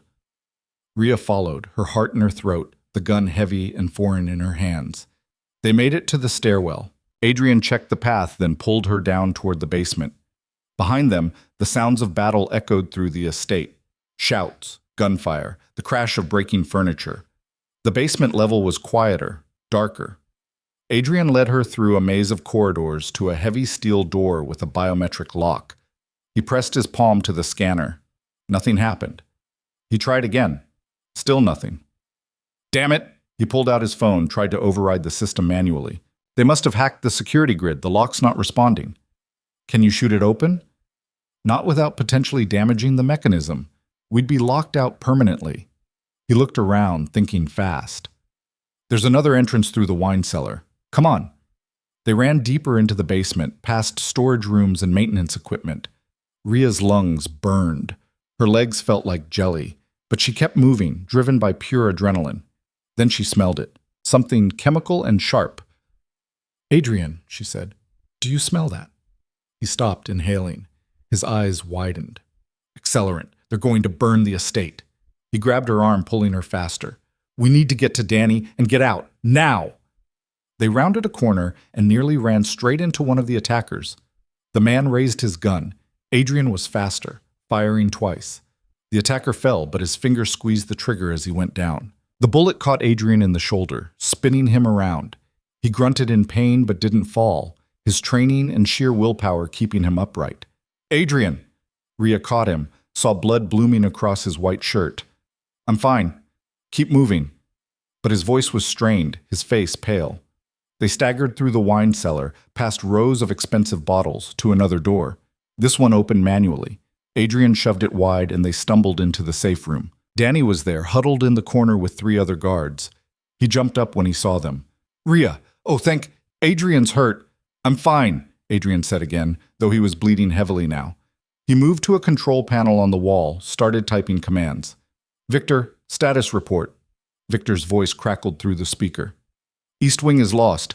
They've set fires on the main level. We're falling back to the garage, trying to get the vehicles out. How many hostiles? At least 20. Professional team, military training. This is the Kozlovs, boss. No question. Adrian's jaw tightened. Get whoever you can to the garage. We're evacuating. He turned to Rhea. There's a tunnel that leads from this room to a building 3 blocks away. Take Danny and these guards and run. Don't stop. Don't look back. Just run. What about you? I'm staying. Someone needs to buy you time. No. Rhea grabbed his uninjured arm. You're coming with us. Rhea, I can barely stand. I'll slow you down, and if the Kozlovs catch you because of me, then we all get caught together. I'm not leaving you. They stared at each other, the room filling with smoke from the fires above. Danny watched them with wide eyes. You're so damn stubborn, Adrian said, but there was something like affection in his voice. I learned from the best. She pulled his good arm over her shoulder, taking his weight. Come on, we're getting out of here. One of the guards opened the tunnel entrance, a section of the wall that slid aside to reveal a dark passage. They could hear explosions now, the estate literally coming down around them. Adrian looked back one last time at the monitors showing his burning home, his crumbling empire. Then he turned his back on it all and let Rhea lead him into the darkness. Behind them, the estate that had stood for 20 years collapsed in fire and smoke, taking with it everything Adrian Volkov had built. But he was alive. And as they ran through the tunnel toward an uncertain future, Rhea realized something that terrified and thrilled her in equal measure. She wasn't running away from the danger. She was running toward whatever came next, with Adrian by her side. And she wouldn't have it any other way. The tunnel opened into the basement of an abandoned factory, dust and rust coating every surface. Adrian collapsed against the wall the moment they emerged, his face gray with blood loss. Rhea caught him before he could fall, her hands coming away sticky and warm. Danny, first aid kit, she barked. There has to be one in here somewhere. Her brother and the guards scattered, searching the space while Rhea eased Adrian down to the concrete floor. His breathing was shallow, sweat beading on his forehead despite the cool air. Stay with me, she said, pressing her hands against his shoulder wound. Blood seeped between her fingers. You don't get to die in some abandoned factory after everything we've been through. Bossy, he murmured, his eyes fluttering closed. Adrian, look at me. She grabbed his face with one bloody hand. Look at me right now. His eyes opened, unfocused, but aware. I'm looking. Keep looking, keep talking. Tell me something, anything. Like what? I don't know. Your favorite color, where you grew up, why you became a crime boss. She was babbling now, desperate to keep him conscious. Just keep talking. Blue, he said, his voice barely above a whisper. My favorite color is blue, like the ocean. I grew up in Queens, in a neighborhood where you learned to fight, where you died young. A pained smile crossed his face. And I became what I am because someone had to. Because the world doesn't give you choices when you're poor and angry and smart enough to see all the ways the system is rigged against you. Danny returned with a dusty medical kit, dropping to his knees beside them. I've got gauze and antiseptic. But Rhea, he needs a hospital. Can't go to a hospital, one of the guards said. His name was Marcus, a young guy with sharp eyes and steadier hands than his age suggested. They'll report a gunshot wound. Police will come asking questions. Then he bleeds out here. Danny's voice rose in panic. No. Rhea took the kit from him, her hands moving with a certainty she didn't feel. We stop the bleeding, we stabilize him, and then we figure out our next move. Marcus, call Victor. Find out where the rest of the team is. She worked while Marcus made the call, packing the wound with gauze and wrapping it as tight as she dared. The bullet had gone through cleanly, missing anything vital, but he'd lost a lot of blood. Too much. Adrian watched her with hazy eyes. You're good at this. I'm terrified. Doesn't show. His hand found hers squeezed weakly. You're stronger than you think, Rhea Carter. Save your strength for staying alive. Marcus ended the call, his expression grim. Victor made it out with 12 men. The estate is gone, burned to the foundation. They're regrouping at the warehouse on Pier 19. How many did we lose? Adrian asked, forcing the words out through gritted teeth. 7 confirmed dead. 5 missing, probably dead. 3 injured. Marcus hesitated. Boss, the Kozlovs are claiming responsibility publicly. It's all over the news. They're saying this is just the beginning, that they're taking over your territory. Adrian's jaw tightened. Like hell they are. Adrian, you can barely stand, Rhea said. You need to recover before you can fight back. There's no time to recover. Every hour I'm weak, they're claiming more ground. He tried to sit up, grimaced, fell back. Damn it. Then let someone else handle it for now, she said. Victor is a soldier, not a general. He takes orders, he doesn't give them. Adrian's eyes found hers. But you could. The room went silent. Everyone stared at her. What? Rhea asked. You know the operations. You know the businesses, the contacts, the vulnerabilities. You've been running half my empire for months, whether you realized it or not. His grip on her hand tightened. I trust you, Rhea, more than anyone else in this organization. I'm not a crime boss. I'm not even a criminal. You're exactly what this organization needs right now. Someone smart enough to see the whole picture. Someone the others will listen to because they've seen you work. He looked at Marcus and the other guards. Tell them. Tell them what she did when Marcus Chen was stealing from us, when Alexei betrayed us. Marcus nodded slowly. She found patterns no one else saw, made connections between data points that seemed random. She's sharp, boss, real sharp. I can't do this, Rhea protested. I don't know the first thing about running a criminal empire. You don't have to run it. You just have to hold it together until I can. Adrian's voice was getting weaker, exhaustion and blood loss dragging him under. Please, Rhea, I'm asking you, help me. She looked at his pale face, at the blood soaking through the bandages, at the desperate hope in his eyes. Then she looked at Danny, who watched her with fear and something else, a kind of resigned acceptance, as if he'd known this moment was coming. What do I have to do? She asked quietly. Relief washed over Adrian's face. Call a meeting, all the remaining lieutenants. Show them you're in charge until I'm back on my feet. His eyes started to close. And Rhea? Don't let them push you around. You're worth 10 of them. Make them see it. Then he passed out, his hand going limp in hers. Rhea spent the next hour giving orders like she'd been born to it. She sent Marcus to arrange transportation to Pier 19. She had the other guards secure the perimeter and scout for any Kozlov surveillance. She got Danny to help her monitor Adrian's vitals, making sure he stayed stable. And through it all, her mind raced with possibilities and plans. By the time they arrived at the warehouse, word had spread. The remaining members of Adrian's organization gathered in the massive space, 30 men and women who looked at her with suspicion, curiosity, and barely concealed hostility. Victor was there, his face bruised from the fight at the estate. He helped carry Adrian to a makeshift medical station where a doctor who asked no questions was waiting. He'll live, the doctor said after examining him, but he needs rest, lots of it, and antibiotics to prevent infection. How long until he's back on his feet? Victor asked.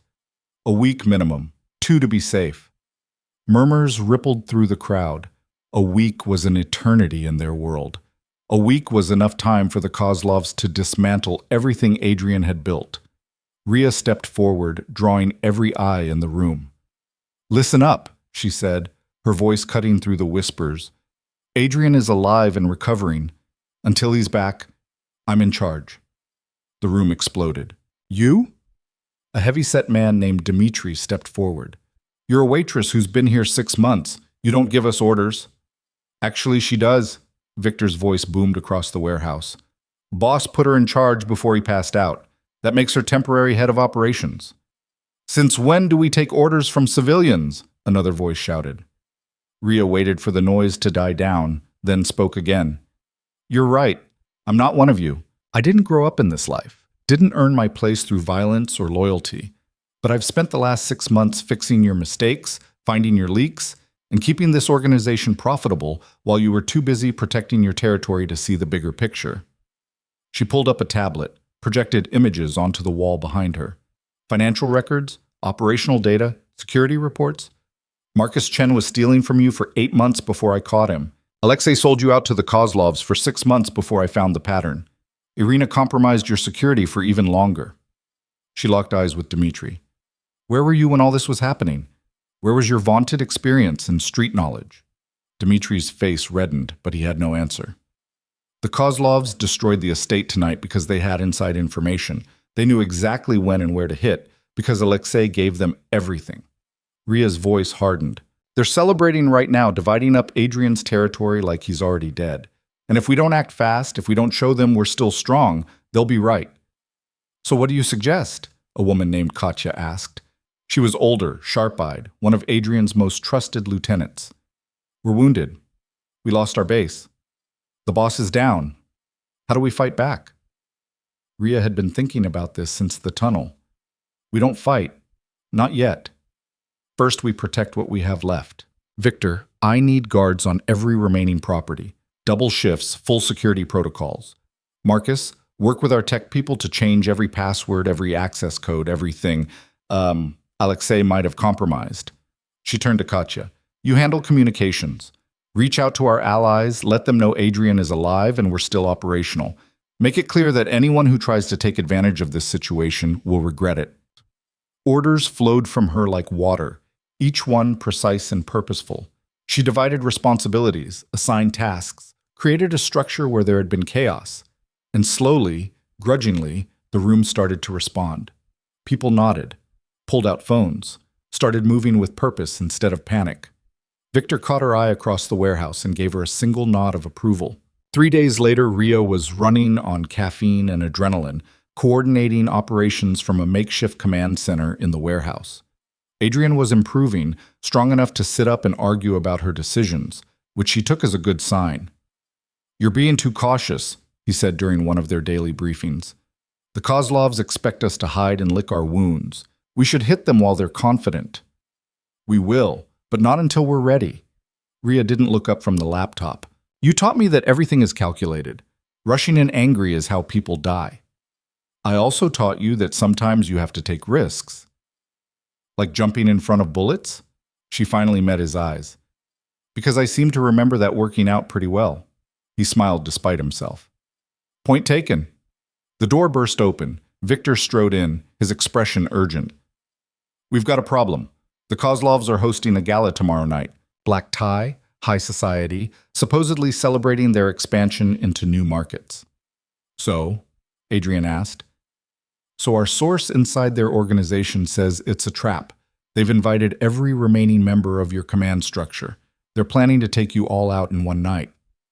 Rhea's blood ran cold. They think we'll all show up? They're counting on it. They know you're too proud to hide, too stubborn to back down. They're expecting you to walk right into their ambush. Victor pulled up a floor plan on his tablet. The gala is at the Meridian Hotel. Top floor, ballroom. They'll have shooters positioned throughout the building, exits blocked. Anyone who walks in won't walk out. Adrian's expression darkened. Then we don't go. We have to, Rhea said suddenly. Everyone turned to stare at her. Are you insane? Danny burst out from the corner where he'd been quietly studying. They just told you it's a trap. I know it's a trap, but that means we know what they're planning. We have the advantage. Her mind was racing, pieces falling into place. They think they're hunting us. We turn it around, make them the prey. How?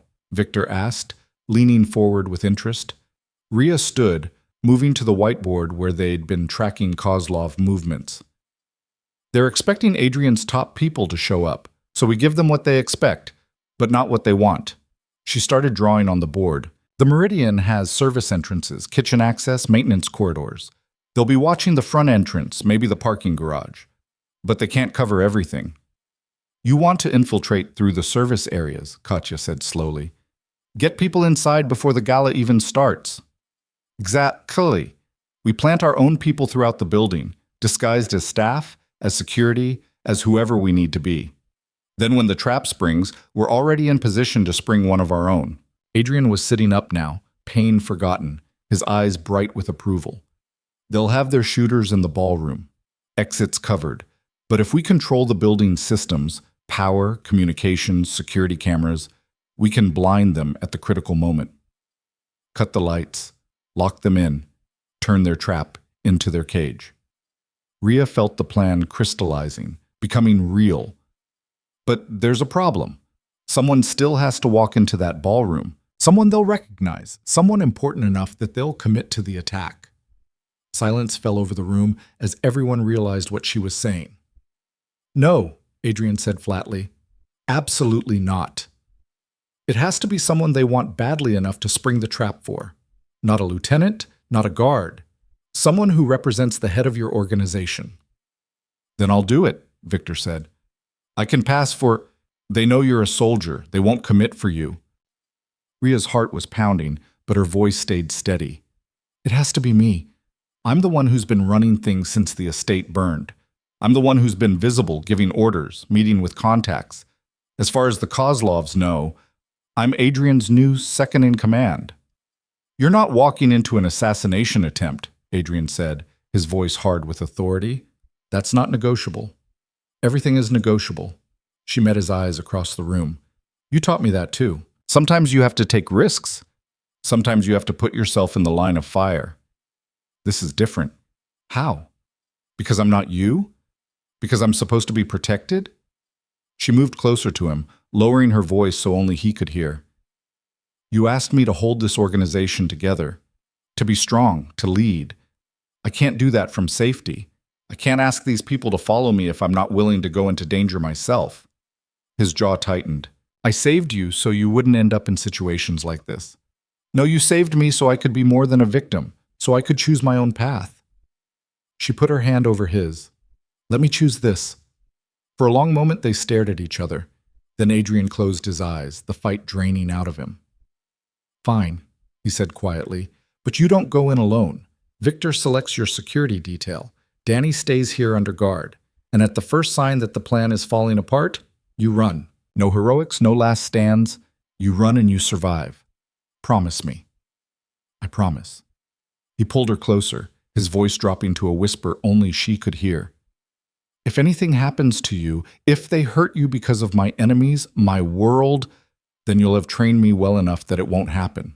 She squeezed his hand. Trust me the way I trusted you. The next night, Rhea stood in front of a mirror in the warehouse's makeshift dressing area, barely recognizing herself. The dress was midnight blue, elegant and expensive, the kind of thing she'd only ever seen in magazines. Her hair was styled in a way that made her look older, more sophisticated, dangerous. Katya had done her makeup, transforming her from exhausted refugee to polished power player. You look the part, the older woman said, stepping back to admire her work. Now, you just have to play it. Any advice? Don't show fear. These people are predators. They smell weakness. Katya's expression softened slightly. But you already know that. You've been living in their world for months now. Rhea touched the small earpiece hidden in her ear. Testing. Can everyone hear me? Loud and clear, Victor's voice came through. Teams are in position. We've got people in the kitchen, maintenance, security stations. The power grid is ready to cut on your signal. What's the signal? You say the word mercy. That's the code for everything to go dark. Rhea nodded, even though he couldn't see her. Mercy. The word felt heavy with irony. Adrian appeared in the doorway, leaning on a cane but looking stronger than he had days ago. He'd insisted on being here, against everyone's advice. You don't have to do this, he said. Yes, I do. She turned to face him. How do I look? Like you could conquer the world. His eyes held hers. Or destroy it. Let's hope I only have to do one of those tonight. He crossed the room, moving carefully. When he reached her, he pulled something from his pocket, a small knife in an ornate sheath. Keep this on you, hidden but accessible. She took it, felt the weight of it. I thought we were avoiding violence. We are. But if it finds you anyway, I want you prepared. He helped her strap it to her thigh, hidden beneath the dress. His hands lingered a moment longer than necessary. Rhea, if this goes wrong, it won't. But if it does, you need to know. He stopped, struggling with words that clearly didn't come easily. You changed everything, the way I see this world, the way I operate in it. You made me want to be better than what I am. Adrian, let me finish. His hand cupped her face gently. If I lose you tonight, if my enemies take you from me, I will burn their entire organization to ash. I will show no mercy, no restraint. I will become the monster everyone thinks I am. Then I guess I better survive, she said softly. Because the world doesn't need more monsters. It needs more people who are trying to be better. He kissed her then, sudden and fierce, pouring everything he couldn't say into that single moment. When they broke apart, both of them were breathing hard. Come back alive, he said. Count on it. The Meridian Hotel blazed with light, crystal chandeliers throwing prismatic patterns across walls decorated with gold leaf and marble. Rhea arrived in a black car, flanked by 2 guards playing the role of security detail. They passed through the front entrance while Victor's voice whispered updates in her ear. Kitchen team in position. Maintenance team has control of the electrical room. Security team has eyes on all cameras. The ballroom was on the top floor, accessible only by a glass elevator that offered a stomach-dropping view of the city below. Rhea rode up with a dozen other guests, all of them dressed in expensive clothes and carrying themselves with the confidence of people who'd never known real fear. The elevator doors opened onto opulence. The ballroom was massive, all windows and white marble, with a live orchestra playing classical music. Waiters circulated with champagne and hors d'oeuvres. It looked like a scene from a movie, beautiful and surreal. It also looked like a killing floor dressed up in silk and diamonds. Rhea counted exits as she entered. 2 main doors currently manned by security. Windows that didn't open. A service entrance behind the bar. That was it. Everyone in this room was trapped, whether they knew it or not. She accepted a glass of champagne from a passing waiter, one of Victor's men, she noted with relief, and began to circulate. People watched her, whispered. She was new blood in an old game, and that made her fascinating. A man approached her, middle-aged and expensively dressed, with cold eyes and a calculating smile. She recognized him from the briefing photos. Alexei Kozlov, head of the family, architect of tonight's trap. Miss Carter, he said smoothly, I'm so pleased you could join us. I was worried Adrian's incident might have scared you off. Adrian's incident, she repeated, her voice ice. Is that what we're calling attempted murder now? His smile widened. I call it cleaning house. Your employer made enemies, Miss Carter. Dangerous enemies. Surely you understood the risks when you joined his organization. I understand the risks perfectly. She sipped her champagne, maintained eye contact. Do you? Something flickered behind his eyes. Surprised, maybe, that she wasn't cowering. You're very brave coming here tonight. Or very foolish. I've been told there's not much difference. No, there isn't. He leaned closer, voice dropping. Here's what's going to happen. In about 10 minutes, my men are going to seal this room. Everyone connected to Adrian Volkov will be identified and eliminated. The rest will be released with a message. The Kozlovs are in charge now. Resistance is futile. That's your master plan? Shock and awe? It's effective. And final. His eyes gleamed with malicious pleasure. I'm telling you this as a courtesy. You seem smart, resourceful. Work for me instead, and you'll walk out of here alive. Refuse, and you'll be just another casualty. Rhea let the moment stretch, appearing to consider. Then she smiled. I appreciate the offer, Mr. Kozlov, but I'm going to have to decline. That's disappointing. Is it? Because from where I'm standing, you're the one who should be disappointed. She set down her champagne glass. You see, I know this is a trap. I've known since yesterday, and I came anyway. His expression shifted, confidence cracking. You're bluffing. Am I? She touched her earpiece, making the gesture obvious. Victor, how many of your people are in this building? 23. Victor's voice came through clearly. And how many of them are in positions to control critical systems? All of them. Kozlov's face went pale. He raised his hand, signaling to someone across the room. Before you do that, Rhea said quietly, you should know that I have people in your security room, your electrical systems, your communications hub. One word from me and this entire building goes dark. Your men will be blind, trapped, vulnerable. You're lying. Test me. For 3 heartbeats, they stood frozen.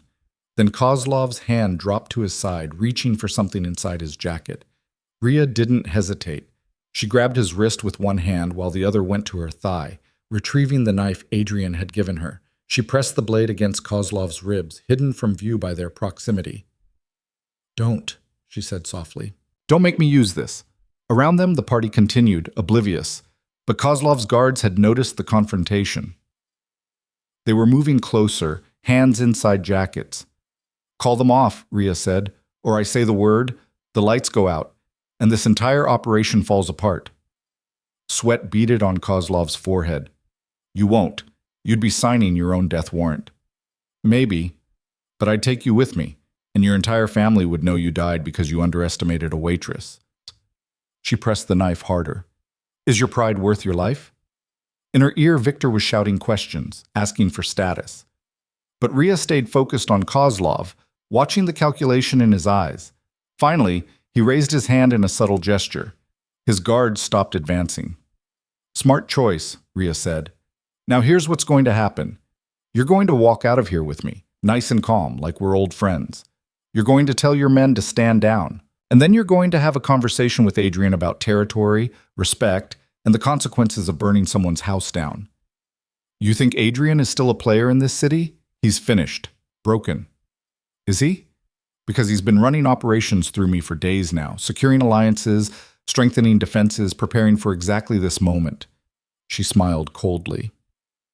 You destroyed his house, Mr. Kozlov, but you didn't destroy him, and that was your mistake. She could see the realization dawning in his eyes. He'd won a battle, but not the war. By coming after Adrian so aggressively, he'd only made him more dangerous. Mercy, Rhea said clearly into the microphone. The lights went out. Chaos erupted instantly. Screams filled the darkness. Glass shattered. Someone fired a gun. The muzzle flash bright and brief.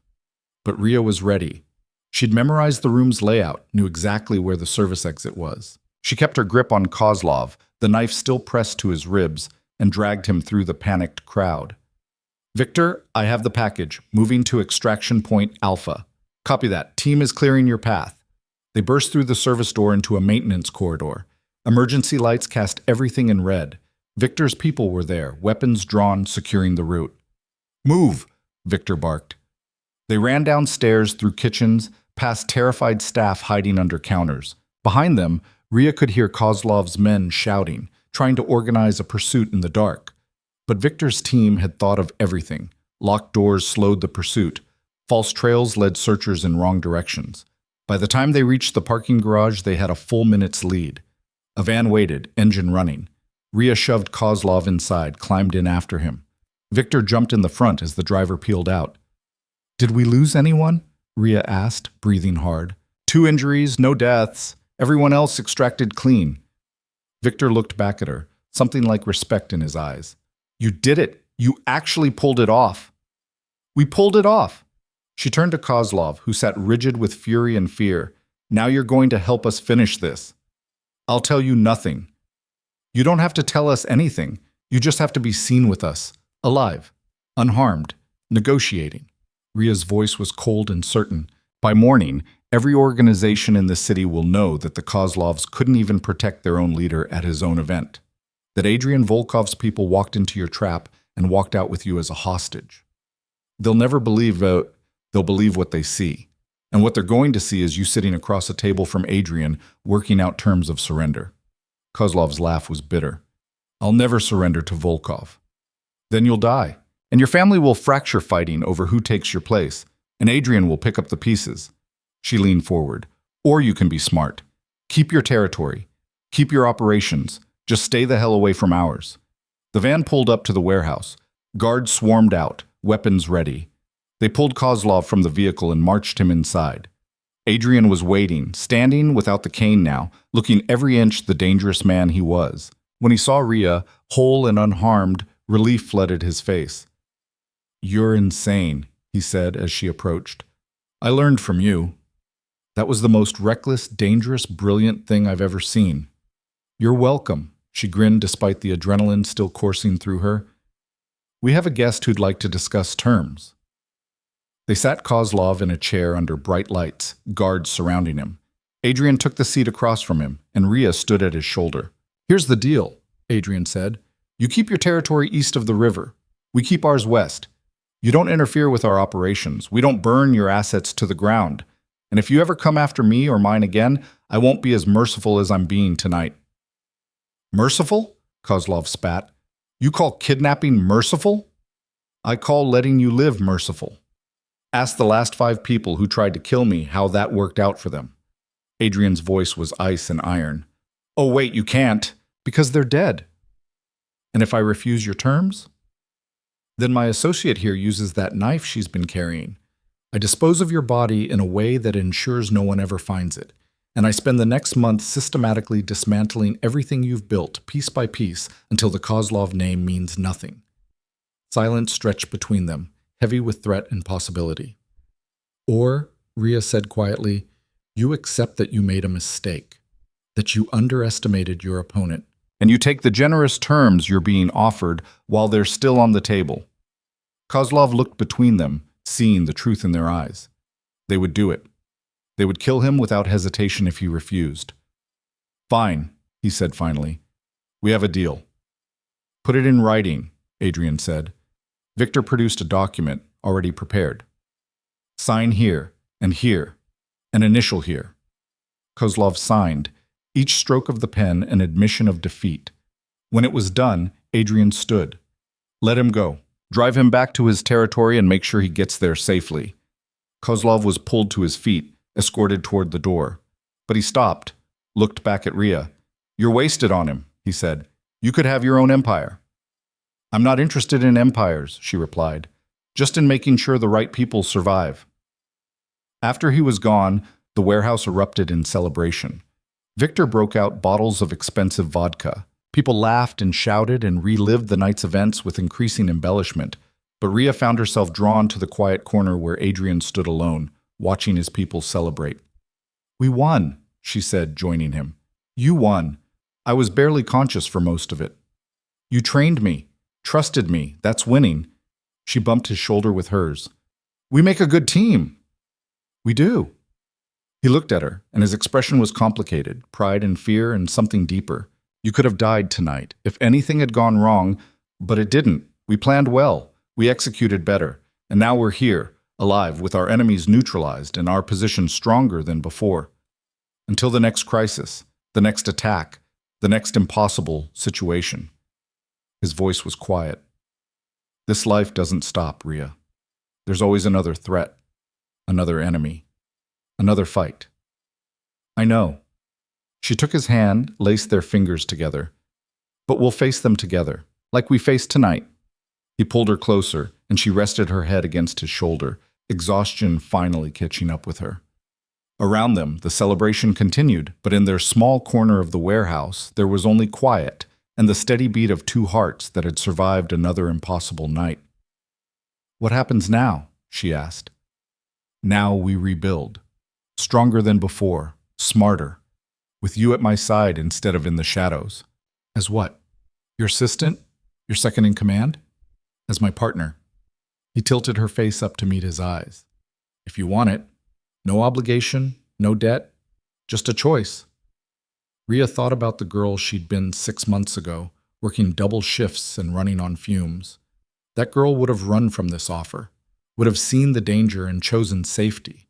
But she wasn't that girl anymore. I want it, she said. I want this. His kiss was gentle this time, not desperate or fierce, but certain. A promise of partnership and power, and a future they would build together. When they finally broke apart, Danny was watching from across the warehouse, his expression unreadable. Rhea met his eyes, saw the question there.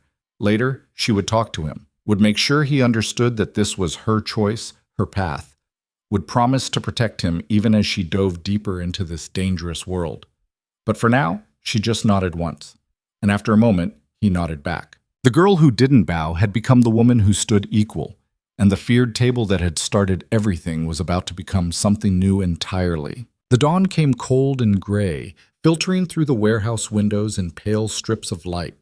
Rhea stood on the loading dock watching the city wake up, a cup of coffee warming her hands. She hadn't slept, couldn't sleep. Her mind was still racing with everything that had happened, everything that had changed. Behind her, the warehouse had finally quieted. The celebration had wound down around 3 a.m., leaving exhausted guards sleeping on cots and empty vodka bottles scattered across tables. Victor had stationed sentries at every entrance despite the late hour and the victory. Old habits, he'd said, the kind that keep you alive. You should rest. Adrian's voice came from the doorway. He moved carefully, still favoring his injured shoulder, but looking stronger than he had any right to after being shot 3 days ago. So should you. I've been resting. Doctor's orders. He joined her at the edge of the dock, close enough that their shoulders touched. What are you thinking about? Everything. Nothing. She took a sip of coffee, bitter and strong. Wondering when I became the kind of person who holds a knife to someone's ribs and threatens them without flinching. Regrets? She thought about it, really thought about it. 6 months ago, the idea of threatening anyone would have horrified her. Now it felt like just another tool in an arsenal she'd learned to wield with precision. No, she said finally. Just awareness. I'm different now. I look at problems and my first thought is how to neutralize them, not how to avoid them. That's not who I used to be. People change, especially when circumstances force them to. Is that what happened to you? Circumstances forced you into this life? Adrian was quiet for a long moment, his eyes on the city skyline. I was 15 when my father was killed.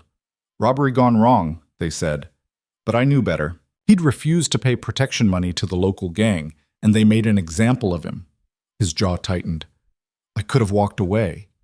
Could have finished school, gone to college, built a normal life.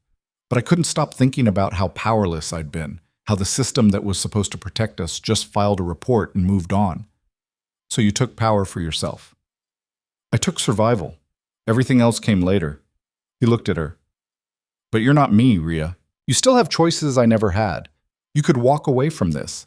Take Danny, move somewhere quiet, live the life you were supposed to have. Could I? She set down her coffee cup. After tonight, after everything I've done and seen and become, the Kozlovs know my name, your allies know my face. I'm part of this world now, whether I want to be or not. Then the question becomes, what do you want to do with that? Before she could answer, Victor appeared, his expression urgent. Boss, we have a situation. The police are asking questions about last night. Multiple witnesses at the Meridian reported gunfire, a blackout, and mass confusion. They're calling it a possible terrorist incident. Adrian swore under his breath. How much do they know? Nothing concrete, but they're pressuring the hotel for security footage, interviewing staff, building a timeline. Victor's face was grim. It's only a matter of time before someone connects it to the Kozlovs, and once they do that, they'll start looking at you. Let them look. They won't find anything. Adrian moved back inside, and Rhea followed. We weren't there. We have alibis, and the Kozlovs sure as hell won't cooperate with any investigation. What about the staff we planted? Rhea asked. The people in the kitchen, maintenance, security rooms? All legitimate contractors hired through 3 different shell companies. Even if the police track them down, they'll just say they were doing their jobs. Victor pulled up security footage on a laptop. But we have a bigger problem. Someone leaked photos to the media. Social media is exploding with speculation about organized crime, territory wars, the whole thing. He turned the laptop so they could see. Photos of the darkened ballroom, panicked guests, and one grainy shot that made Rhea's heart stop. Her and Kozlov in the parking garage, her hand on his arm, guards surrounding them. That looks like a kidnapping, she said. Because it was a kidnapping, Victor replied. The question is whether anyone can prove it. Adrian studied the photos with calculating eyes. Who took these? Unknown. Could have been security cameras we missed, could have been someone with a phone. Either way, they're out there now. Rhea's mind was already working through possibilities. We need to control the narrative. If we let the media speculate, they'll invent something worse than the truth. What do you suggest? We go public. Not with everything, but with a version of events that makes sense. She pulled out her own phone, started typing notes. The Kozlovs hosted a gala to celebrate a business merger. There was a power outage. Mechanical failure happens at old buildings. Some guests panicked. No one was hurt. Just an unfortunate incident that got blown out of proportion. And the photos of you with Kozlov? Victor asked. Business associates leaving together after the event was canceled. Nothing sinister, just 2 people who happened to know each other. She looked at Adrian. But we need Kozlov to confirm the story.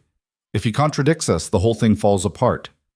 He won't contradict us, Adrian said with certainty, because doing so would mean admitting he got taken from his own event by a rival organization. That kind of embarrassment would destroy his credibility. So we're counting on his pride to keep him quiet? His pride and his survival instinct. He signed a peace treaty last night. Breaking it would be, unwise. The next 48 hours were a blur of damage control and strategic positioning. Rhea coordinated with Adrian's lawyers to craft official statements. She reached out to friendly journalists to plan alternative narratives. She even arranged for several prominent business leaders to publicly praise the supposed merger between Volkov and Kozlov interests, lending legitimacy to the cover story. And through it all, she felt herself settling into a role she'd never imagined wanting. Not just Adrian's partner, but a power player in her own right. Someone people listened to because she'd proven she could think 3 steps ahead and execute plans others considered impossible. On the 3rd day after the gala, Danny cornered her in the small office she'd claimed at the warehouse. We need to talk, he said, closing the door behind him. Rhea looked up from the laptop where she'd been reviewing financial reports. What's wrong? What's wrong? He laughed, but there was no humor in it. Rhea, you held a knife to a crime boss 3 nights ago. You orchestrated a blackout that could have gotten people killed. You kidnapped someone and forced them to sign a treaty. And you're asking me what's wrong. I know it sounds bad when you list it like that. It is bad. This whole situation is bad. He started pacing, agitated energy rolling off him in waves. I've been watching you change for months now. Watched you go from my sister who worked double shifts to survive to someone who casually discusses violence like it's a business strategy. Danny, I'm not done. He stopped, faced her directly. I love you. You're the only family I have left, and you've sacrificed everything to take care of me, but I can't watch you disappear into this world. Can't watch you become someone I don't recognize. The words hit harder than any physical blow, because he was right. She had changed.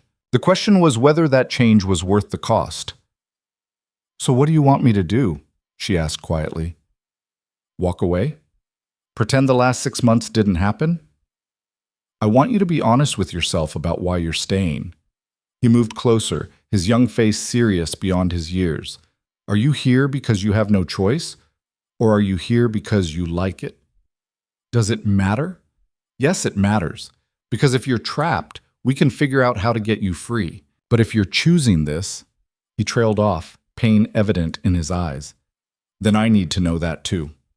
Rhea stood, moved to the window overlooking the warehouse floor. Below, she could see Victor training a group of new recruits, Katya reviewing inventory lists with 2 lieutenants, Marcus coordinating security schedules, all of it running smoothly because she'd built systems that worked. "I like it," she admitted, the words tasting like truth and betrayal at once. "I like being good at something. I like solving impossible problems. I like the way people look at me now, not with pity or dismissal, but with respect. With fear sometimes, but also with the knowledge that I earned my place here. By threatening people, by working for a criminal, by being smarter than everyone else in the room, by seeing patterns no one else sees, by refusing to be a victim." She turned back to him. "You want honesty? Here it is. I'm not the same person I was 6 months ago. That girl who served tables and apologized for existing, she's gone, and I don't miss her." Danny's expression crumpled. "So that's it? You're just going to become one of them?" "I already am one of them. The only question is what I do with that." She crossed to him, took his hands. "Danny, I need you to understand something. This world, Adrian's world, it exists whether I'm part of it or not. Criminal organizations, territory wars, violence, dressed up in expensive suits. It's all happening, all the time, and most people just pretend it doesn't exist. That's not an excuse. I'm not making excuses. I'm explaining reality." Her grip tightened. "But here's the thing. If I'm going to be part of this world anyway, if my name is already on lists and my face is already known, then I'd rather be someone who matters. Someone with power and agency. Not someone hiding in the shadows, hoping the monsters don't notice her. Even if it means becoming a monster yourself?" The question hung between them, sharp and impossible to answer simply. "I don't know," she said finally. "Ask me in a year. Ask me in 5 years. Maybe by then I'll have an answer." He pulled his hands free, stepped back. "I start a summer internship at the hospital next week. Real medical work, real patients. A chance to build the life I actually want." His voice cracked slightly. "I'm not asking you to choose between me and Adrian, but I'm asking you to think about who you want to be. Not who you have to be, who you choose to be." He left before she could respond, the door closing with a soft click that felt like something ending. Rhea stood alone in the office, her reflection in the dark window showing a woman in expensive clothes with hard eyes and a straight spine. A woman who looked like she belonged in this world of power and violence. She wondered if that woman was someone her parents would recognize, if they'd be proud or horrified by what their daughter had become. The door opened again, Adrian this time, reading the tension in her posture immediately. "Bad conversation with Danny?" he asked. "Honest conversation, which is somehow worse." She didn't turn from the window. "He thinks I'm losing myself, becoming someone I'm not." "Are you?" "I don't know." "How do you know when you've changed too much? When you've crossed too many lines to go back?" Adrian moved to stand beside her, their reflections side by side in the glass. "You don't go back. That's the secret no one tells you. You just keep moving forward and hope that the person you're becoming is someone you can live with." "And can you? Live with who you've become?" He considered this, his expression thoughtful. "Most days, yes, because I know why I made the choices I made. I know what I've built and who I've protected." He glanced at her. "But there are moments, usually at 3 a.m. when I can't sleep, where I wonder what my life would have looked like if I'd made different choices. If I'd walked away when I still could." "Do you regret it?" "No, because regret implies I had better options, and I didn't. Just different ones, each with their own cost." He turned to face her fully. "But you do have options, Rhea. Real ones. You could walk away from this. I'd make sure you and Danny were protected, set you up somewhere safe with enough money to start fresh. You You could build that normal life Danny wants for you and leave you to face whatever comes next alone. I've been alone most of my life. I can handle it. She finally looked at him, saw the truth in his eyes. He meant it. He would let her go if she wanted, would sacrifice his own wants for her freedom, and that generosity made her decision easier. I'm not leaving, she said, not because I'm trapped or obligated, because I choose this. Choose you. Choose the power and the danger and the impossible situations we keep surviving together. Rhea, let me finish. She stepped closer, closing the distance between them. Danny's right that I've changed, but change isn't always bad. The girl I was 6 months ago, she was barely surviving, working herself to exhaustion just to keep her head above water. But this woman I'm becoming, she's building something, creating systems and structures that work, making decisions that matter. Even if those decisions involve violence? Even then. Because I've learned that violence is just another tool. It can be used carelessly, or it can be used with precision and purpose. And if I'm going to wield it, I'd rather do it consciously than pretend it doesn't exist. Adrian searched her face, looking for doubt or hesitation. You're sure about this? About choosing this life? I've never been more sure of anything. He kissed her then, fierce and claiming, and she kissed him back with equal intensity. This wasn't the gentle promise of partnership from 3 nights ago. This was acceptance of everything they were and everything they would become together. When they broke apart, both breathing hard, Adrian rested his forehead against hers. Then we do this right. No more hiding in the shadows, pretending you're just an employee. We make it official. Official how?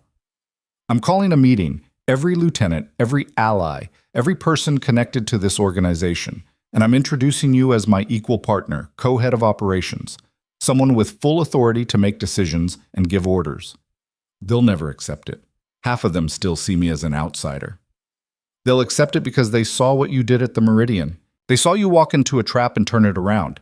They saw you force Alexei Kozlov to negotiate from a position of weakness. His eyes gleamed with fierce pride.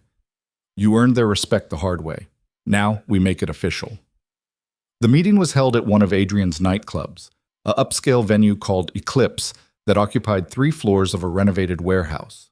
The top floor had been converted into a private meeting space with a massive table that could seat 30 people. Every seat was filled. Rhea recognized most of the faces. Lieutenants who controlled various territories, business managers who ran legitimate operations, specialists in security and logistics and finance. The core of Adrian's organization gathered in one room for the first time since the estate burned. She stood at Adrian's side wearing a charcoal suit that Katya had helped her select. Professional, authoritative, the kind of outfit that commanded respect. Her hair was pulled back, makeup minimal, every detail calculated to present strength and competence. Adrian called the meeting to order, his voice cutting through the various conversations. Thank you all for coming. I know the last week has been chaotic, but we've emerged stronger than before. The Kozlovs have signed a non-aggression treaty. Our territories are secure. Our operations are back to full capacity. Murmurs of approval rippled through the room. We accomplished this, Adrian continued, largely due to the efforts of one person. Someone who held this organization together while I was recovering. Someone who saw opportunities where others saw only threats. Someone who earned her place at this table through intelligence, courage, and results. All eyes turned to Rhea. Effective immediately, Adrian said. Rhea Carter is my equal partner in all operations. She has full authority to make decisions, allocate resources, and represent this organization in any capacity. What she says carries the same weight as my own words. Is that understood? Silence fell over the room. Rhea could see the calculation in every face, weighing the announcement, measuring their response, deciding how to navigate this new reality. Dmitri was the first to speak, the same heavy-set man who'd challenged her at the warehouse. With all respect, boss, she's been here 6 months. Some of us have been with you for years. Decades, in some cases. How do we know she won't make decisions that put our operations at risk? Because she's already proven herself, Victor said before Adrian could respond. The big man stood, addressing the room. I've worked with Rhea on multiple operations. She thinks strategically, acts decisively, and gets results. She found Marcus Chen when he was stealing from us. She identified Alexei's betrayal And she orchestrated the Meridian operation that could have gotten us all killed, but instead ended with a peace treaty. She also saved Adrian's life, Katya added. Twice. That counts for something. It counts for loyalty to Adrian, another lieutenant said, not necessarily to the organization. Loyalty to me is loyalty to the organization, Adrian said sharply. I built this from nothing. Every territory, every business, every alliance exists because I made it happen. And I'm telling you that Rhea has earned the right to stand beside me. If you can't accept that, there's the door. The challenge hung in the air, clear and unmistakable. Accept the new order or leave. Rhea watched faces around the table, saw resistance warring with pragmatism. These were people who'd survived in a dangerous world by knowing when to fight and when to adapt. And right now, adapting meant accepting her. One by one, they nodded their acceptance. Some grudging, some genuine, all acknowledging the reality before them. Dmitri was the last, his expression sour but resigned. Fine, but if she makes decisions that hurt my territory, we're going to have words. Fair enough, Rhea said, speaking for the first time. And if your territory creates problems for the organization, we're going to have more than words. This partnership goes both ways. Adrian and I support you, but we expect loyalty and competence in return. She let her gaze sweep the table, making eye contact with each person. I know most of you don't trust me yet. I'm new, I'm young, I'm not from this world, but I've spent 6 months learning how this organization works. I've fixed your problems, closed your leaks, and turned your failures into successes. So here's what I'm offering. Work with me, and I'll make you more profitable and more secure than you've ever been. Fight me, and you'll find out exactly how I handled every other obstacle in my path. The threat was subtle but unmistakable, and judging by the shifted postures and exchanged glances, everyone heard it. Now then, Adrian said, moving the meeting forward. Let's discuss territory redistribution. With the Kozlov Treaty in place, we have opportunities to expand into neutral zones. The meeting continued for 3 hours, covering operations and finances and strategic planning. And through it all, Rhea contributed equally with Adrian, suggesting improvements, questioning assumptions, making decisions that others accepted without challenge. She'd done it, claimed her place at the table through competence and courage. When the meeting finally ended, people lingered to speak with her individually. Katya offered congratulations tinged with maternal pride. Victor gave her a respectful nod that meant more than words. Even Dmitri grudgingly admitted that her idea for restructuring his territory's security made sense. Only Marcus approached with something other than business on his mind. Miss Carter, he said quietly, can I ask you something? Of course. Do you ever worry about losing yourself in this? About becoming something you never intended to be? The question echoed her conversation with Danny, hitting uncomfortably close to home. Every day, she admitted. But I've decided that's not necessarily bad. Being afraid of who you're becoming means you're still conscious of the change, still able to make choices about it. And if the choices get harder, if the lines keep blurring until you can't remember what side you're on, then I guess I'll have to trust that the person I'm becoming is making those choices for the right reasons. She studied his young face. Why do you ask? Because I look at you and see someone who could have been anything, could have built any kind of life, and you chose this one. I'm trying to understand why. So am I, she said honestly. But here's what I know. This world exists whether I'm part of it or not. And if I'm going to be here anyway, I'd rather be someone with the power to change things, to make them better, even in small ways. Can you make them better? Or does this world just corrupt everyone who enters it? Rhea thought about Adrian, who'd built an empire to survive but used it to protect people who couldn't protect themselves. About Katya, who ran operations with ruthless efficiency but donated anonymously to homeless shelters. About Victor, who could kill without hesitation but treated the young guards like sons. I think, she said slowly, that corruption is a choice, just like everything else. You can let this world turn you into a monster, or you can hold on to whatever humanity you have and try to use your power for something beyond pure self-interest. Marcus nodded thoughtfully. I hope you're right, because we need someone like you. Someone who remembers what it's like to be on the outside. He left, and Rhea found herself alone in the empty meeting room, staring at the seat she'd occupied. Her seat now, equal to Adrian's, representing power and authority she'd never imagined having. The door opened. Adrian returned carrying 2 glasses of whiskey. "Thought you might need this," he said, handing her one. She accepted it, sipped the familiar burn. "Did I do okay?" "You were perfect." Firm but fair, strong but not aggressive. Every person in that room now understands that you're not just my partner in name, but in practice. Half of them still don't trust me. Trust is earned over time. You've got their respect, which is harder to get. The trust will follow. He raised his glass. "To new partnerships." "To new beginnings," she countered, and they drank. 1 month later, Rhea stood in what used to be Marcello's restaurant, watching contractors gut the interior. Adrian had bought the building and they were converting it into something new, a legitimate restaurant that would employ people from the neighborhood, serve good food at fair prices, and provide a safe gathering space for the community. It was Rhea's idea, her first major project as co-head of operations, a way to give back to the place where everything had started. "The contractor says 6 weeks until completion," Katya reported, reviewing plans on her tablet. "We've already received over 100 employment applications, most of them from people you used to work with." "Including Marco?" Rhea asked. "Especially Marco. He's asking to be head waiter. Says he'll only take orders from you, though." Rhea smiled at that. Marco had been terrified of her when she first started serving Adrian. Now he recognized her as someone with the power to change his circumstances. She walked through the empty space, remembering the night everything changed. The window where the attack had started. The table where Adrian had sat every Tuesday. The spot where she'd thrown herself in front of him without thinking. That impulsive act had set everything else in motion, had transformed her from invisible waitress to equal partner with one of the most powerful men in the city. "Do you miss it?" Adrian asked, appearing beside her. "The simple life. Working for tips, going home to a quiet apartment." "Sometimes," she admitted. "Usually around 3 a.m. when I can't sleep because I'm worrying about security protocols or territory disputes." She looked at him.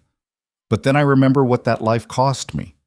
The exhaustion, the powerlessness, the constant fear that one medical bill or missed shift would destroy everything. And this life, what does it cost you?" She thought about Danny, who'd moved into student housing near the hospital and called less frequently, about the lines she'd crossed and the person she'd become, about the fact that she could never go back to being someone who didn't know what she knew now. "Everything and nothing," she said finally. "I'm not the person I was, but I'm someone I can live with, someone I might even be proud of on good days." "What about today? Proud or conflicted?" She looked around the restaurant again, imagining it filled with people who'd have jobs and security because she'd made it happen. Proud, she decided. Definitely proud. Her phone buzzed. A message from Danny. "Finished my first surgery rotation. Helped save a life today. Coffee tomorrow?" She replied immediately. "Absolutely. My treat. Proud of you?" His response came quickly. "Proud of you too, even if I don't always understand your choices." Something tight in Rhea's chest loosened. Danny hadn't abandoned her. He just needed space to process the changes. And now he was reaching out again, finding a way to accept her new reality while building his own. "Good news?" Adrian asked, reading her expression. "The best. My brother still loves me despite everything." "Of course he does. You're his sister. That doesn't change." "Everything else has changed." "Not everything." Adrian took her hand, laced their fingers together. "You're still fierce and brilliant. Still refuse to back down from challenges. Still the woman who looked a crime boss in the eye and treated him like a human being. That woman was terrified. That woman was brave, and she grew into someone extraordinary." He pulled her closer. "I watched you in that meeting last month, saw the way people responded to you. You've become exactly what I hoped you would, a partner who makes me better, who challenges me to be more than just fear and violence. I learned from the best." "No, you taught yourself. I just gave you the opportunity." He brushed a strand of hair from her face. "So what's next?" "We've secured peace with the Kozlovs, rebuilt our operations, established your authority. What does Rhea Carter want to build now?" She thought about the question, about the power she now wielded and how she wanted to use it. More of this, she said, gesturing to the restaurant. Legitimate businesses that help people. Systems that create opportunities instead of destroying them. Ways to use this organization's resources for something beyond pure profit. Careful, keep talking like that and people will think you're trying to reform me. Maybe I am. Or maybe I'm just trying to prove that power can be used for more than conquest. She met his eyes. You built an empire to survive. What if we turned it into something that helps others survive too? Adrian was quiet for a long moment, considering. Then he smiled. Not his cold, calculating smile, but something genuine and warm. You're going to change everything, aren't you? Probably. Is that a problem? Not even a little bit. He kissed her softly. Change it all. Make it better. I'll be right beside you. 6 months later, the restaurant opened to massive success. 3 more community-focused businesses followed. A training center for job skills, a medical clinic offering affordable care, a youth center with after-school programs. All of them profitable, all of them making a difference. Adrian's organization began to shift, gradually but noticeably. The violence didn't disappear. It was still a criminal empire, still operating in a dangerous world. But it became more surgical, more purposeful. Less about conquest and more about protection.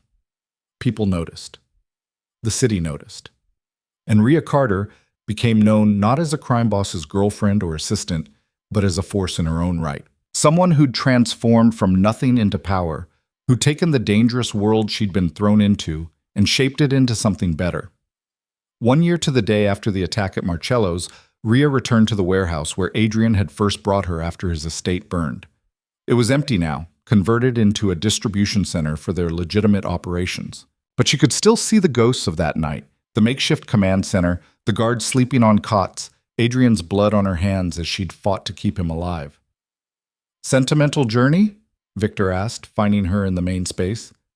Something like that, remembering where we started. And looking at where we are now, he gestured to the organized rows of supplies, the computer systems tracking inventory, the employees working normal shifts at fair wages. You did this, turned chaos into order. We did this, all of us. Don't sell yourself short, Miss Carter. You're the one who saw the possibilities. Who believed we could be more than just another criminal organization? He smiled slightly. Adrian was right about you. You changed everything. For better or worse? Better. Definitely better. He started to leave, then paused. Your brother stopped by yesterday. Danny. He was looking for you. Did he say why? Just that he wanted to introduce you to his girlfriend. Said it was time for the important people in his life to meet each other. Warmth flooded through Rhea. Danny was building his own life, his own future, but he still wanted her to be part of it. Still saw her as family, despite everything that had changed. Thank you for telling me, she said. After Victor left, Rhea walked through the quiet warehouse one last time, saying goodbye to the person she'd been when she first arrived here. The terrified woman who'd saved Adrian's life without thinking, the reluctant participant who'd accepted his protection out of necessity. That woman was gone, replaced by someone stronger, someone who'd chosen power consciously and wielded it purposefully, someone who'd looked at an impossible situation and turned it into an opportunity. Her phone rang. Adrian. Where are you? He asked. The old warehouse, just thinking. Come to Eclipse. There's something I want to show you. She arrived to find the club closed, empty except for Adrian waiting at a table on the top floor. Not the meeting room where she'd claimed her authority, but the main dining area with its floor-to-ceiling windows overlooking the city. More specifically, at table 7. The table that had been relocated from Marcello's, the table where everything had started. What's this? She asked, seeing the 2 place settings, the bottle of expensive wine, the intimate setup. A reminder, Adrian said, pulling out her chair, of a Tuesday night when a tired waitress treated me like a human being and changed my entire world. She sat, overwhelmed by the symbolism. You moved the table. I bought it when we acquired Marcello's, had it restored and brought here. He sat across from her, exactly as he had that first night. I wanted you to see how far we've come. From that moment when you refused to be afraid of me, to this moment where we stand as equals. We're not equals. You built this empire long before I arrived, and you transformed it into something worth more than just money and power. You gave it purpose. He poured wine for both of them. Every Tuesday for years, I sat at this table alone. People feared me, avoided me, treated me like a monster they had to appease. Then you showed up and saw something else, something human. I saw someone who tipped well and looked tired, she said with a slight smile. You saw past the fear, past the reputation, and that changed me fundamentally. He raised his glass. So here's to the girl who didn't bow, who stood her ground, saved my life, and became the most important person in my world. They drank, and Rhea felt the weight of everything that had led to this moment.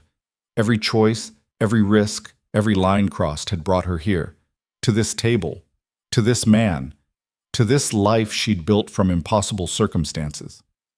What happens now? She asked, echoing the question she'd asked a dozen times over the past year. Now we keep building, keep changing things, keep proving that power can be used for more than destruction. Adrian reached across the table, took her hand. And we do it together. Always together. Always, she agreed. They sat at table 7 as the city lights blazed around them. Two people who'd found each other in the darkest circumstances and created something extraordinary. The crime boss who'd learned mercy from a waitress. The woman who'd claimed power she never sought and used it to transform an empire. Outside, the city continued its endless rhythm. Inside Eclipse, at a table that had witnessed the beginning of everything, Rhea Carter and Adrian Volkov raised their glasses one more time.